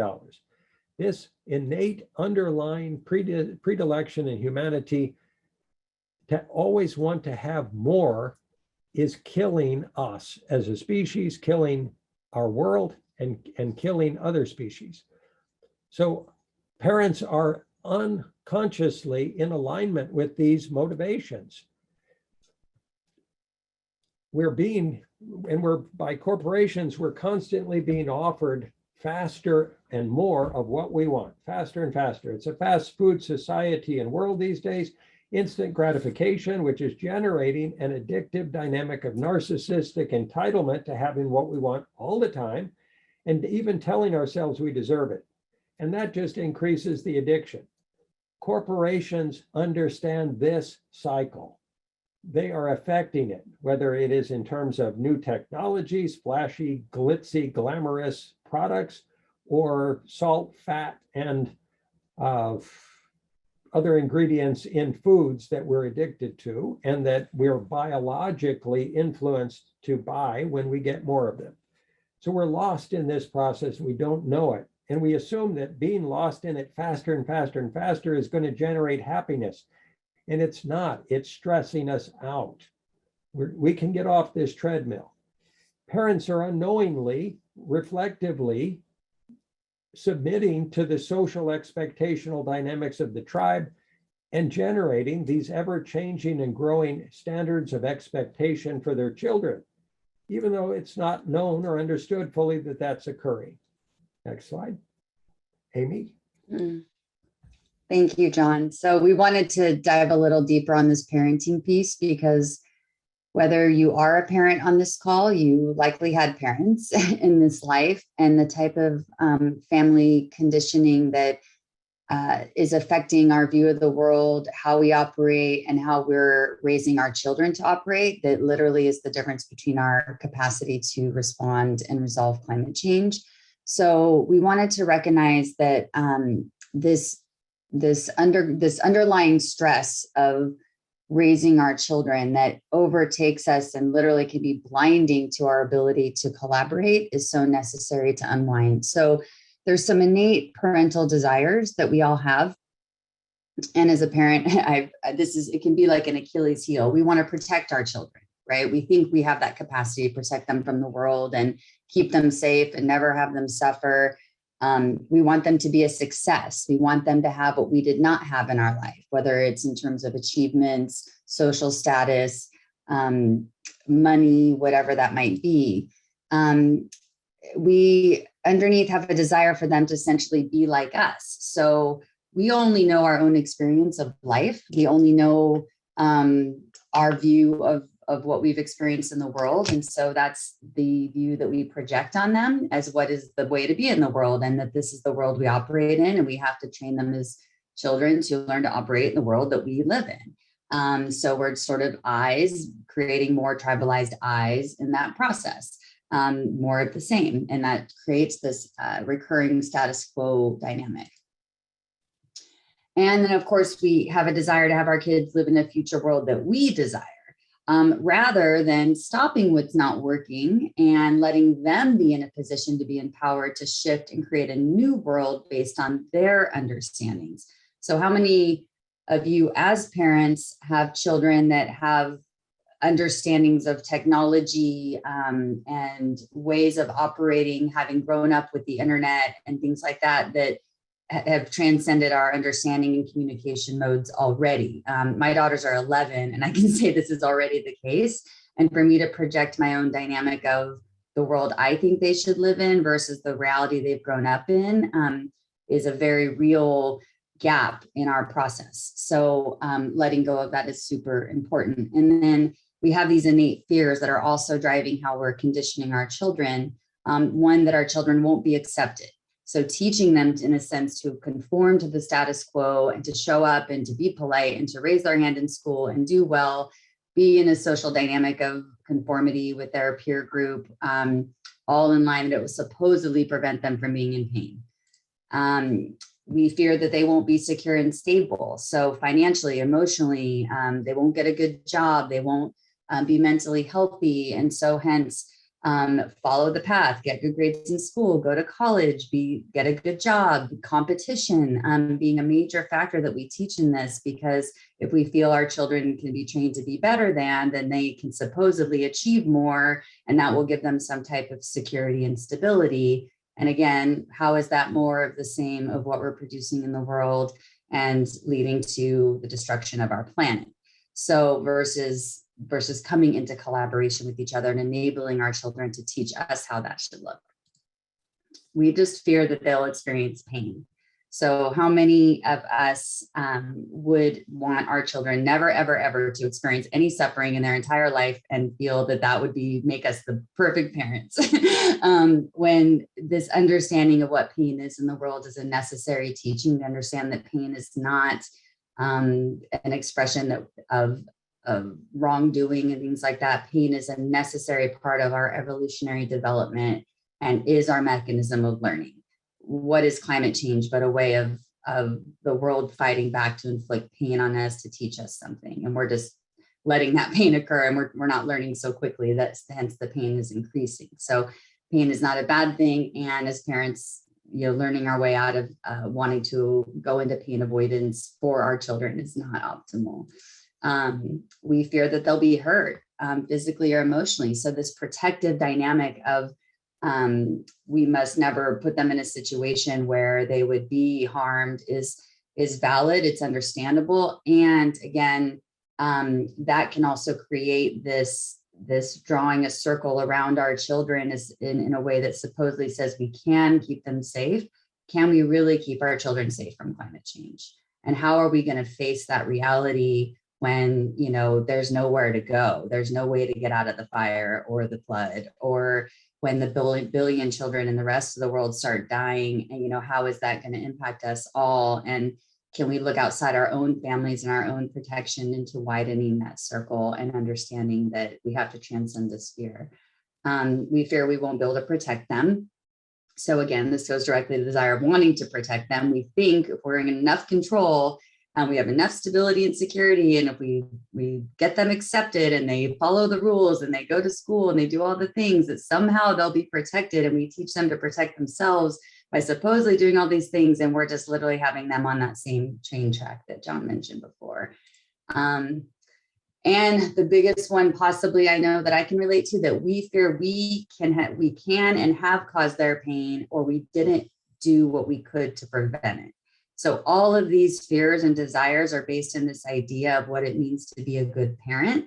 Again, not wanting to have our children be in pain. And if they are in any pain or suffering, that supposedly we're at fault. And how much does society tell us that this is, that we would be judged, we would be blamed, and if supposedly something went wrong. And again, how challenging is it to take this micro dynamic of how we try to resolve these fears by avoiding truths of our world, versus this idea of leaning into the truth that we all need to work together to avoid pain collectively, not avoid, that said, to learn from it and transmute these fears into something constructive to solve and create a life process for our children, and allow them to teach us what needs to be done, empower them into their understanding of the world and create something new.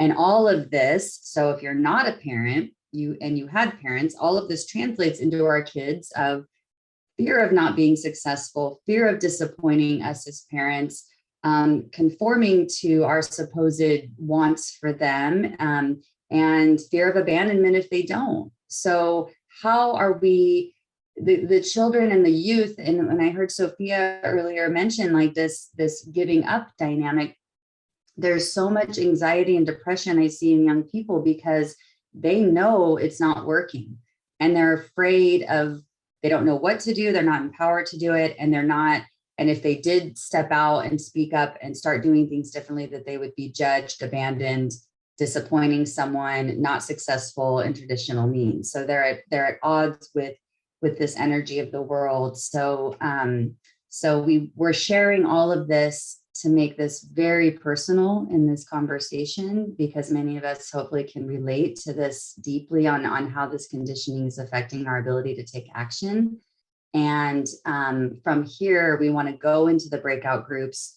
We want to pose some questions to you in each group facilitated by a WSS facilitator to talk about some of this and talk about ways that we can look at changing these dynamics and what it might take. So at this point, we will transition. I'm going to stop the slides.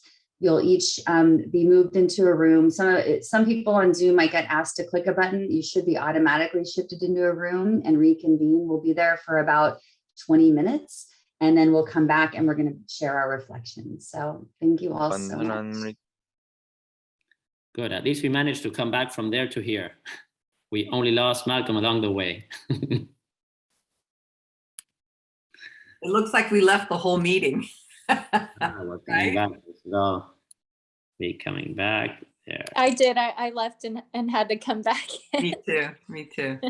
Good. Let's see. Let me get everybody.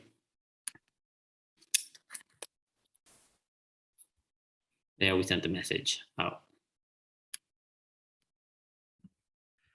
You're doing great, Nico. Thank you. We're just managing. I remember in the last ones, it just naturally brought us back. Yep. But here we had, since we ran a little bit late on the introductions and we're off schedule, we wanted to we said, okay, let's see if it's 25 minutes or so. And just wanted to make sure that everybody gets brought back. So they're going to be brought back in about 20 seconds. Excellent. Cool. Hi. I think we're still waiting. I think it was kind of a bumpy ride back a little bit for some of our rooms. So I think we're waiting on a few people to come Yeah, back. we just have to manage. We got half of us back here. The other half are in another meta universe. Yes, exactly. Sorry. It looks I know like somehow I got knocked off a little earlier. We all kind of went at different times. It was a little bumpy and it was all wonderful. There's everyone. Hooray. Let's see. Are we all back? Have you been waiting around for a while? Sure. Well, welcome back, everyone. I know it seemed we could have used a lot more time, as always, in these breakouts. It was a lot of big questions, to talk through. So, so we would like to now allow you to share your experience. So we'll just kind of go round robin with the various groups. We had 4 different groups, and I'm just going to call on it by the lead facilitator in the group in terms of how we'll roll the sharing, and that facilitator can point to the person that agreed to share in their group. So Nico, we'll start with your group, if that's okay. Yes, we can start with my group. Our group is composed of Shiv, Malcolm, Reagan, Sammy, Teresa, and myself. And we started talking about our question. I think the rest of you didn't know what our question was. So our question was, how can caring for humanity and the natural world be fostered? And we took on this question by asking a little bit about how could it have been fostered upon us? So a little bit of our own personal stories, the parenting that we lived. What did our mothers and fathers bring, if any of this, into our lives? And what we could do for those coming after us. And so we shared a few ideas. I've taken note, but does anyone in the group want to offer a little bit of what we talked about? So it's not myself, Sammy, Reagan, Teresa, Shiv, or Malcolm? I think it's best if you do, Nico. You're a great summarizer and you were the one taking notes. Or at least I'm an obedient note taker. Let's see. I'll just offer, and please, again, any of the ones I mentioned, chip in if I'm not saying something. But we started off talking about the importance of celebrating life as a way of, promoting more of what is good for the world out there. So Shiv mentioned the power of dancing. We talked about breathing and being present in the moment. How do we foster more awareness of ourselves? How do we care more for ourselves as we come on to caring about others?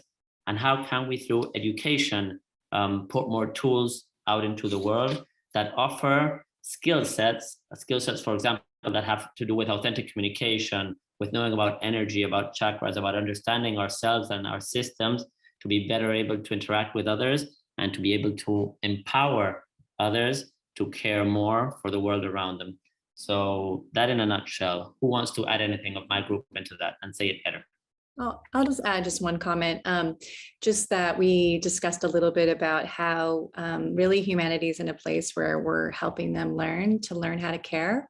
So what is care and how to care has been kind of off the beaten track of humanity for thousands of years. So those educational programs will be literally about what is care, how do we care for others, and helping to manage our energy system so that we can clear our system enough so that the care comes online just naturally. And it's wonderful to be caring. Yeah. Thank you, Reagan. Anyone else? Or do we pass the microphone over to the next group? Group number 2 then. Okay. Sebastian, why don't we do your group? Yes, of course. So we had Julie, Melissa, Judy, Corinne, and Cheryl. Julie courageously offered to be the speaker of the group. So Julie, would you mind sharing a bit of what we discussed? And anybody in the group, of course, can chime in and supplement. Yes, I want to make sure I got the question right. And what the question I believe was, what are you willing to give up and not give up to solve climate change? Was exactly correct? And what is your resistance if you have identified it? Yeah, what is that resistance? So some of the comments that we got from our group was time and energy was, something that we're resistant against, takes time and energy. And then another one was the security of home and job, not willing to give that up for climate change and maybe the security that provides. And then we value things that are familiar, even if they're at the risk of, us maybe dying, we always stick with the familiar. And we can only collaborate when we know what we value for survival. So that mention came up. I thought that was interesting. And then we asked as a parent, we had a couple parents in our group, what has changed since you become a parent? And Melissa was great, and her cute little new boy commented, that she's kind of had a reawakening, having a child and saying, looking at especially waste, like, what is it that, can I cut down on the waste? And making conscious decisions for my child, like really looking at, does she have to go to the grocery store every time, or can we grow food locally, and really looking at how to lower that waste. So those were things that weren't resistant, and those changes happening because of having a new baby.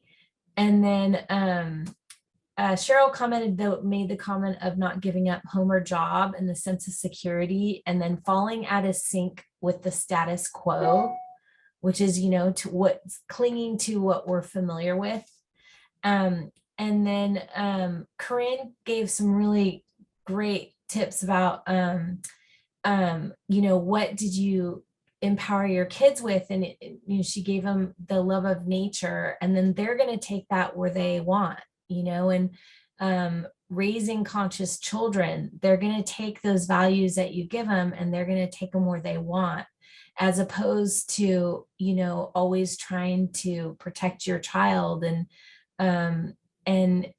showing by example how to live, but giving them those values and knowing that now, one of the group mentioned that, it's the role now for her is learning from her kids. She doesn't have to teach them anymore.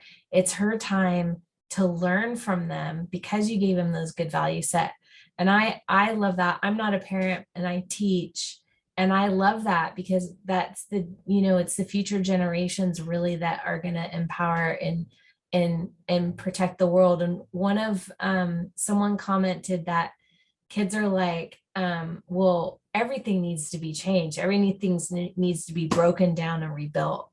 And for us older people are like, what, really? Like, you're gonna but maybe that's what needs to happen.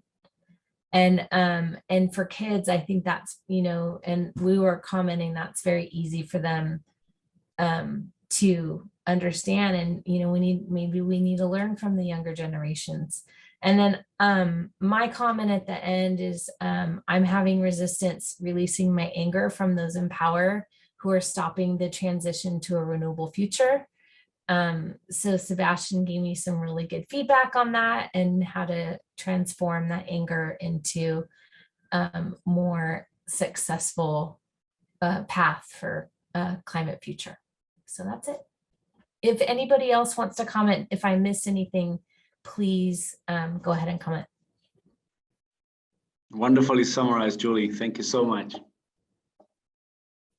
Could I ask a question?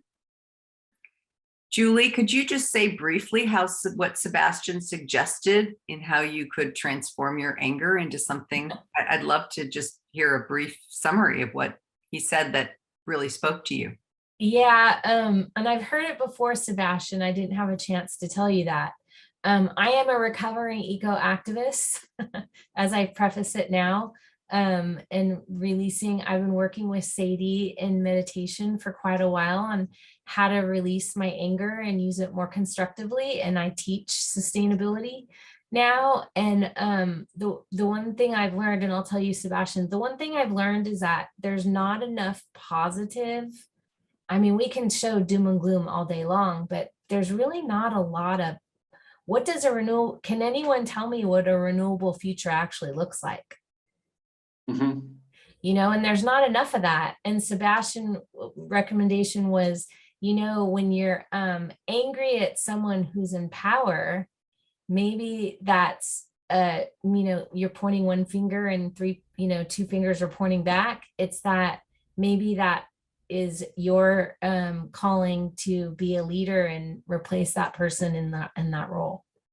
Is that correct, Sebastian? That's what we were talking about at the end.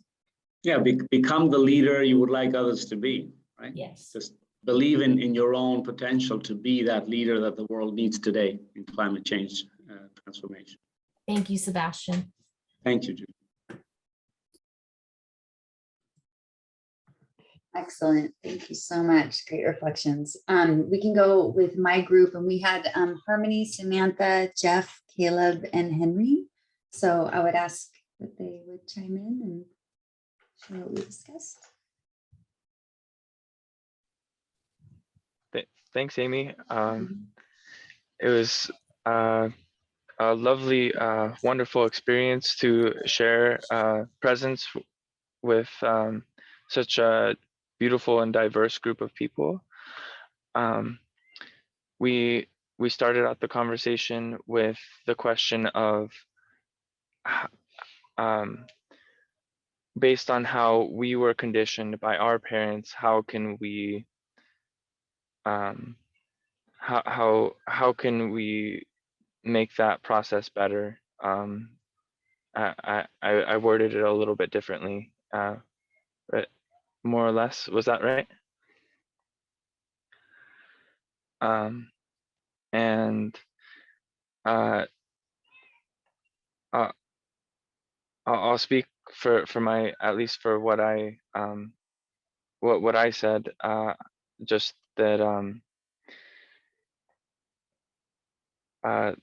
that as I could personally feel a lot from my own mom, and just these projections of from the eye that Amy was talking about earlier with the slides, and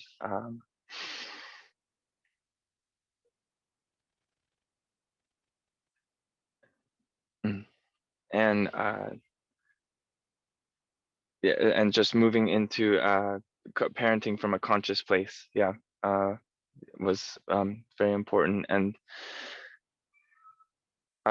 then there was a lot else brought in, but I'm struggling to sum it up right now. It was quite a lot. So please add in anyone else.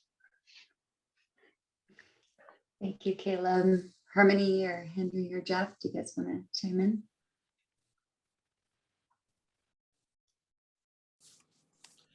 I can play a little bit. Oh, sorry. Go ahead, Harmony. Oh, okay. Yeah, I guess the framework we started with was either as a parent,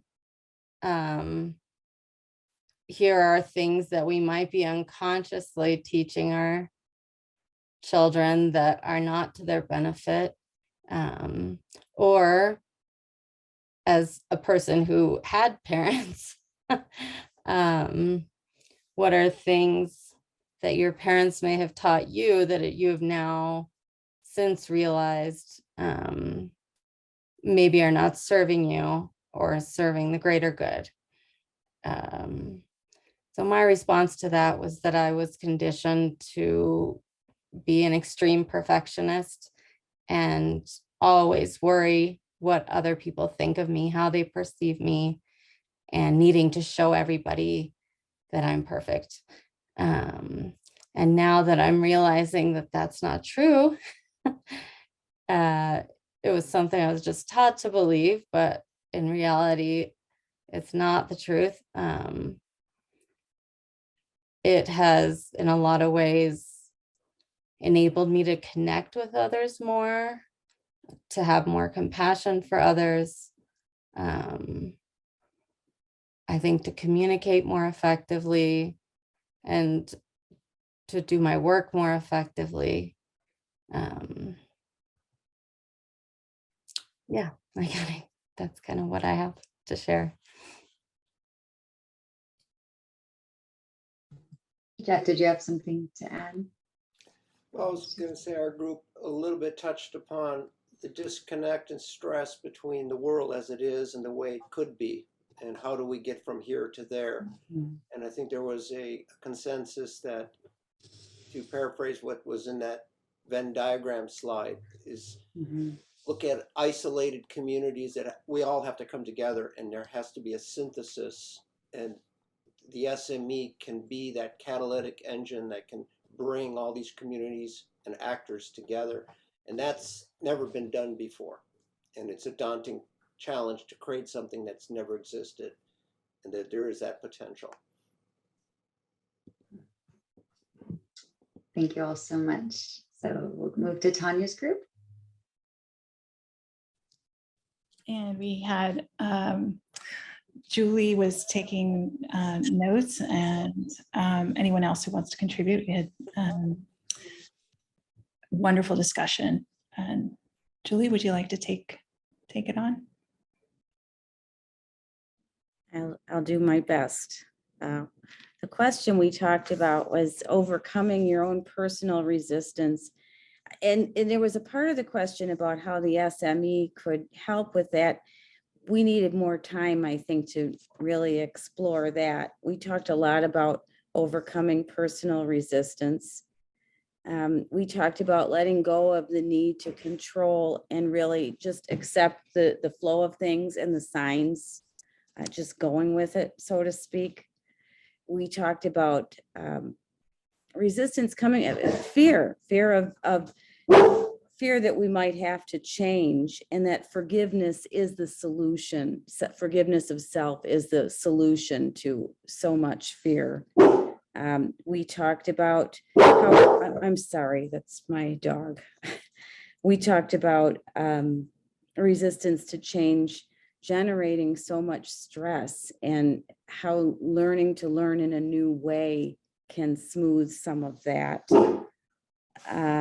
We talked about the need for community, and that led us into talking about murmuration and birds, and just how much easier things would flow if you had a community of people that were willing to make these changes together.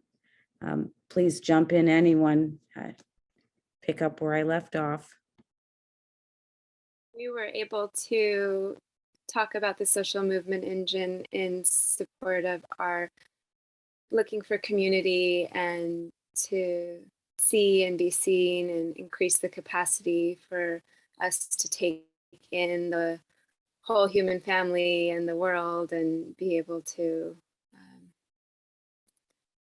be more present with what's going on and our choices. And in that way, not be so focused on these personal resistances and have that kind of integration into community be what facilitates the letting go and the guidance towards a new way of being.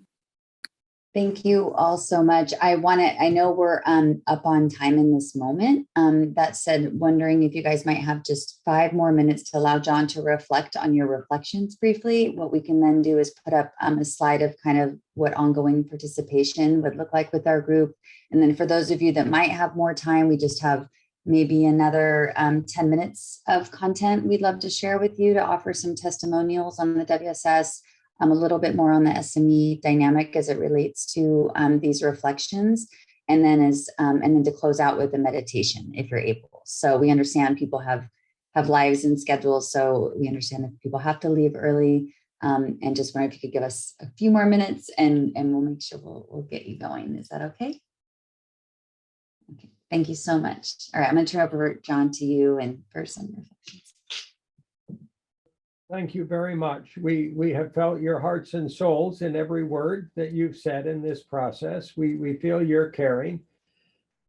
We hope to communicate that the social movement engine platform that we're discussing as a potential nexus point for solutions generation for the global community to operate from, it can do so many things. It can educate people, it can help them harmonize, it can create murmuration, if you will, as a result, collectively within the human species in such a way as to not favor any particular nation above another, or any people above another, any pre-existing tribalized priority above the necessary solutions that need to be generated, deployed, implemented, tested, and refined as time goes by. It's also a conscious community process. How do we create a shock absorber for the stress, the transformational stress of our world? How do we create a venue for people to understand themselves, their own emotional dynamics, their own process of life as they traverse these innumerable transformational steps that are going to be unquestionably necessary for our species as a whole to traverse? How do we generate this support system, this educational system, this healing system, this support system for collaborative communication and for managing transformational stress as this whole process unfolds? We feel that collective conscious murmuration rather than subconscious tribalized murmuration is necessary. When countries go to war, they operate from murmuration. The subconscious, primal, fear-based, or competitive intentions. And that's a form of murmuration. Can we generate a collective conscious murmuration process on this planet where people are operating from vetted, valid, accurate information consistently deployed to them so that they understand what's happening, when, where, how, and why, what needs to happen, can happen, how they can participate, how they can positively affect the world? We feel that system of networked networks is necessary for this collective effort to get the necessary traction and move the needle on climate change in the near term. It's not a battle, it's a transformation of global momentum, global tribalized momentum, turning what has been in human process into what it must become for success for our species in harmony with the world, turning lead into gold, turning dysfunctional and non-sustainable into functionally sustainable life process for humanity, and in doing so in an equitable, loving, caring, kind, compassionate way.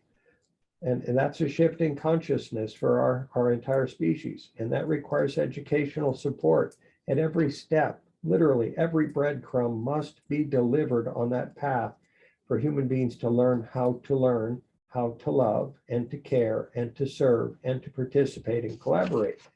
And they must have a sustained venue for that collaborative participation, for that evolution of consciousness to occur.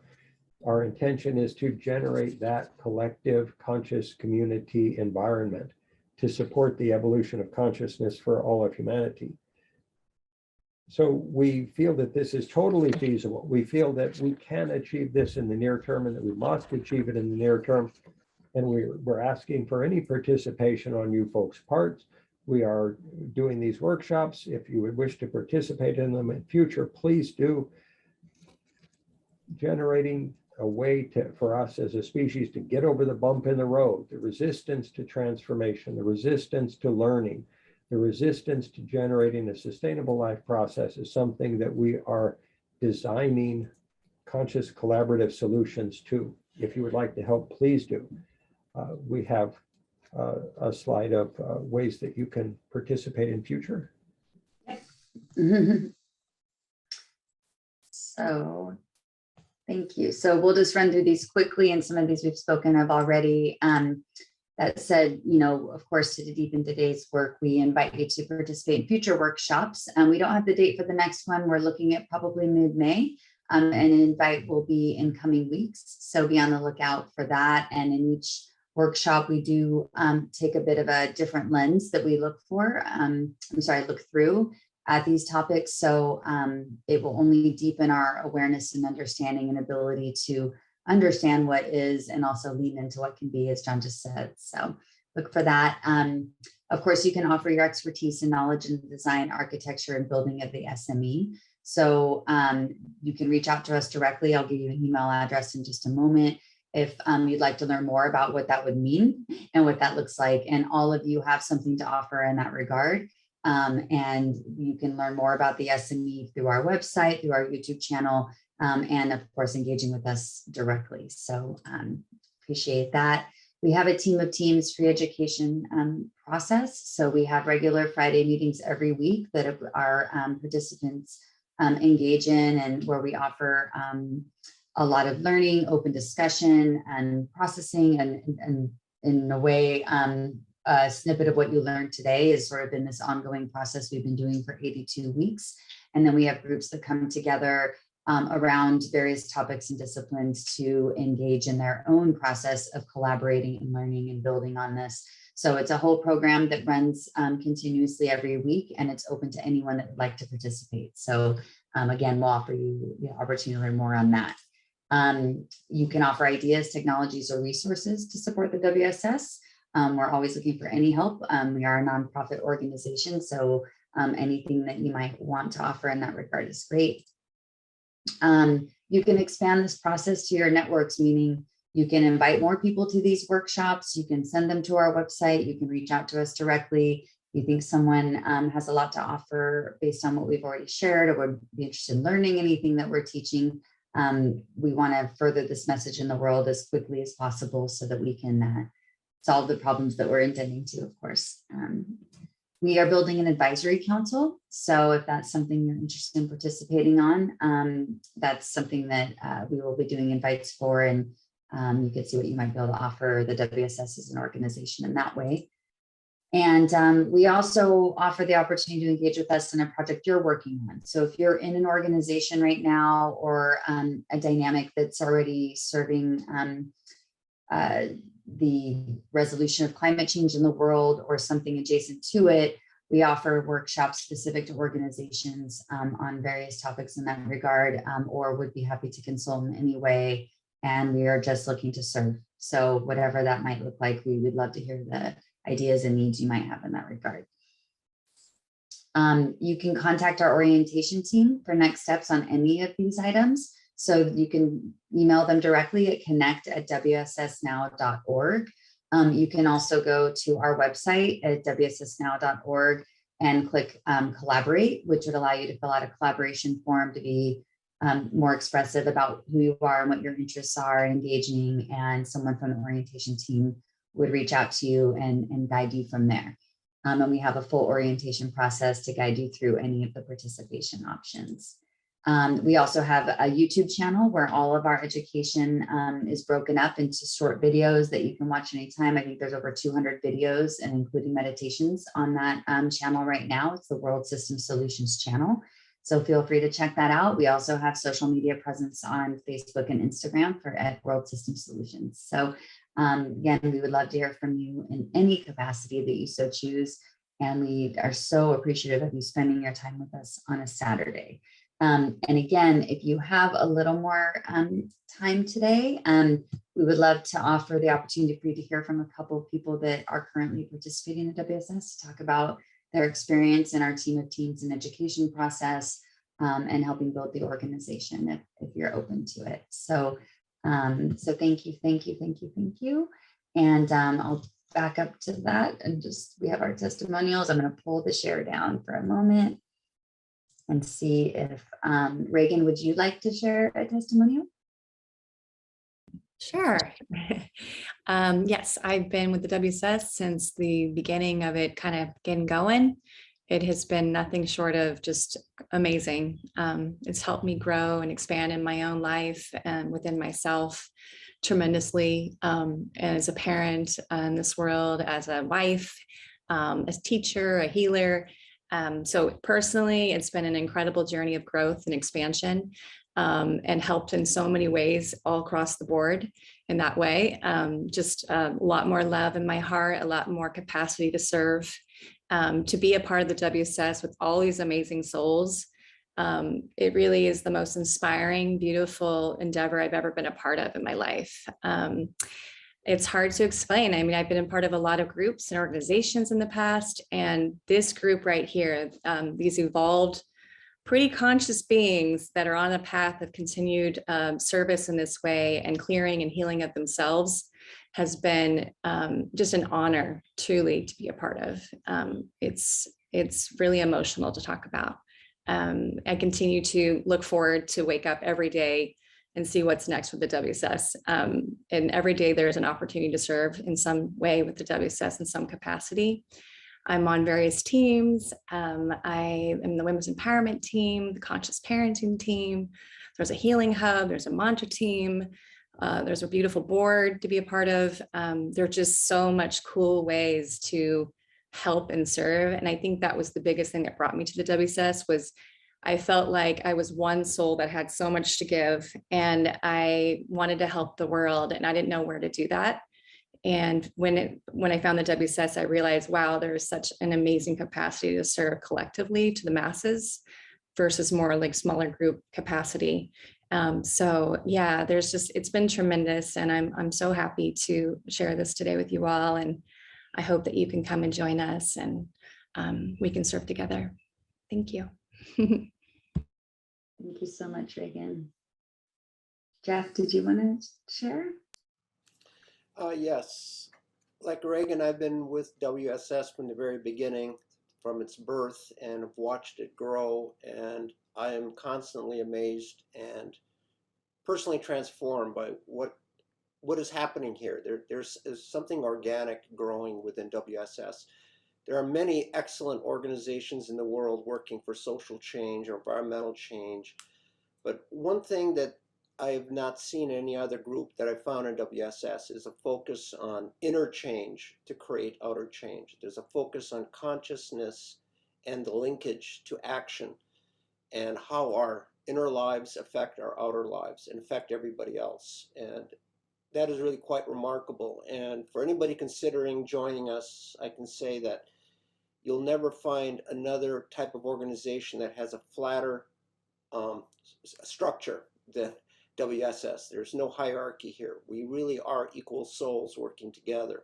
And I've never experienced that before. And it manifests, I'm a creative and have worked with WSS on educational materials, communications, and graphics. And there's an amazing alchemy of co-creativity that comes when we all work together. And it really comes out where the conscious collaboration that we talk about is, as I see it, group mindfulness.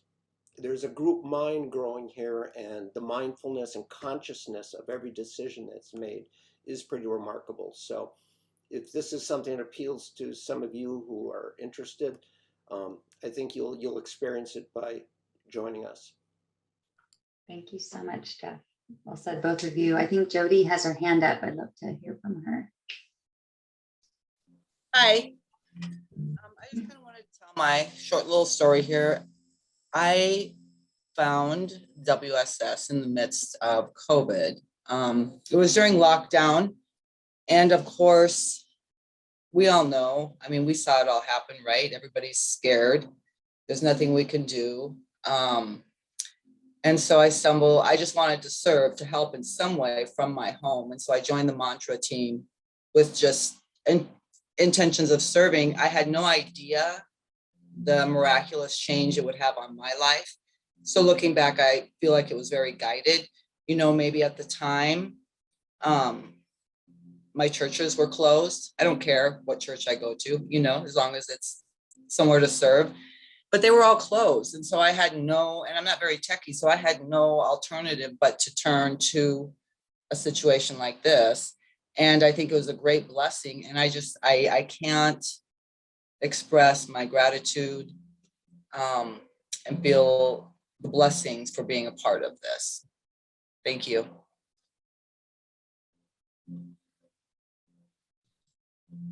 Thank you so much.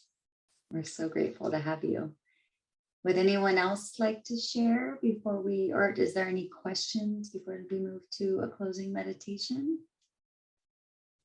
Wonderful. Then I think Reagan has beautifully offered to share a meditation with us. Sure. Thank you so much. Thank you so much, everyone. Yeah, thank you, everyone. And so we're going to move into a closing meditation together.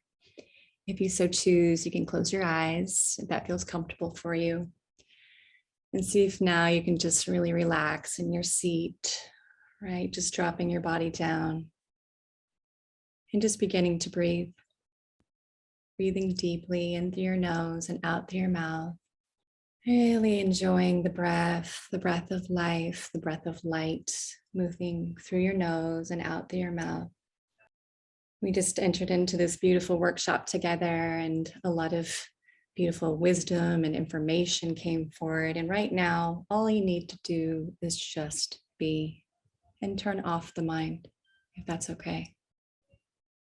Connecting deeply to your hearts. If you so choose, you can place one or both hands over your heart space and taking all your attention and all your focus into your heart. And breathe, breathing in, breathing out, receiving light, giving light through the breath. Really feeling the receiving of the light, receiving love, receiving care from spirit, and breathing out. And from here now, we just move into this prayer, this meditation. We thank you. We thank you so very much to all beautiful divine light beings, this beautiful experience together of being so supported with these beings. Mother, Father, God, to spirit, to the light. We are so grateful, for we know that right now in this space, this place that we're in together, we came here together as an appointment to come together in this collaborative experience to help serve humanity, to help humanity evolve, to heal, to expand into the heart, into the light. And each one of us, our souls are so powerful and so beautiful. And we ask you to keep reminding us as we walk forward of the power, the possibility, the potential of each one of our souls as we walk forward. It is true that we came together in this divine appointment within this workshop. And we said yes to it because we know that this sweet Mother Earth, she is truly calling for us to come together at last to end this contagion of division, of separation, coming into oneness, no longer buying into separation. We are truly connected to everything and everyone. The soul and the soil are not separate. Thank you for helping us remember that love truly is the answer. Love is the only thing that is truly real. We are learning to care. Please help us learn to care from our hearts and our souls more and more over the course of time, rapidly and effectively, so that we can be even more effective in our approach to help humanity and this world come into balance, and for sweet Mama Earth to rest. We are so grateful for this time together. Thank you so very much. Thank you. And with these words, we say, and so it is, and so it shall be. Amen.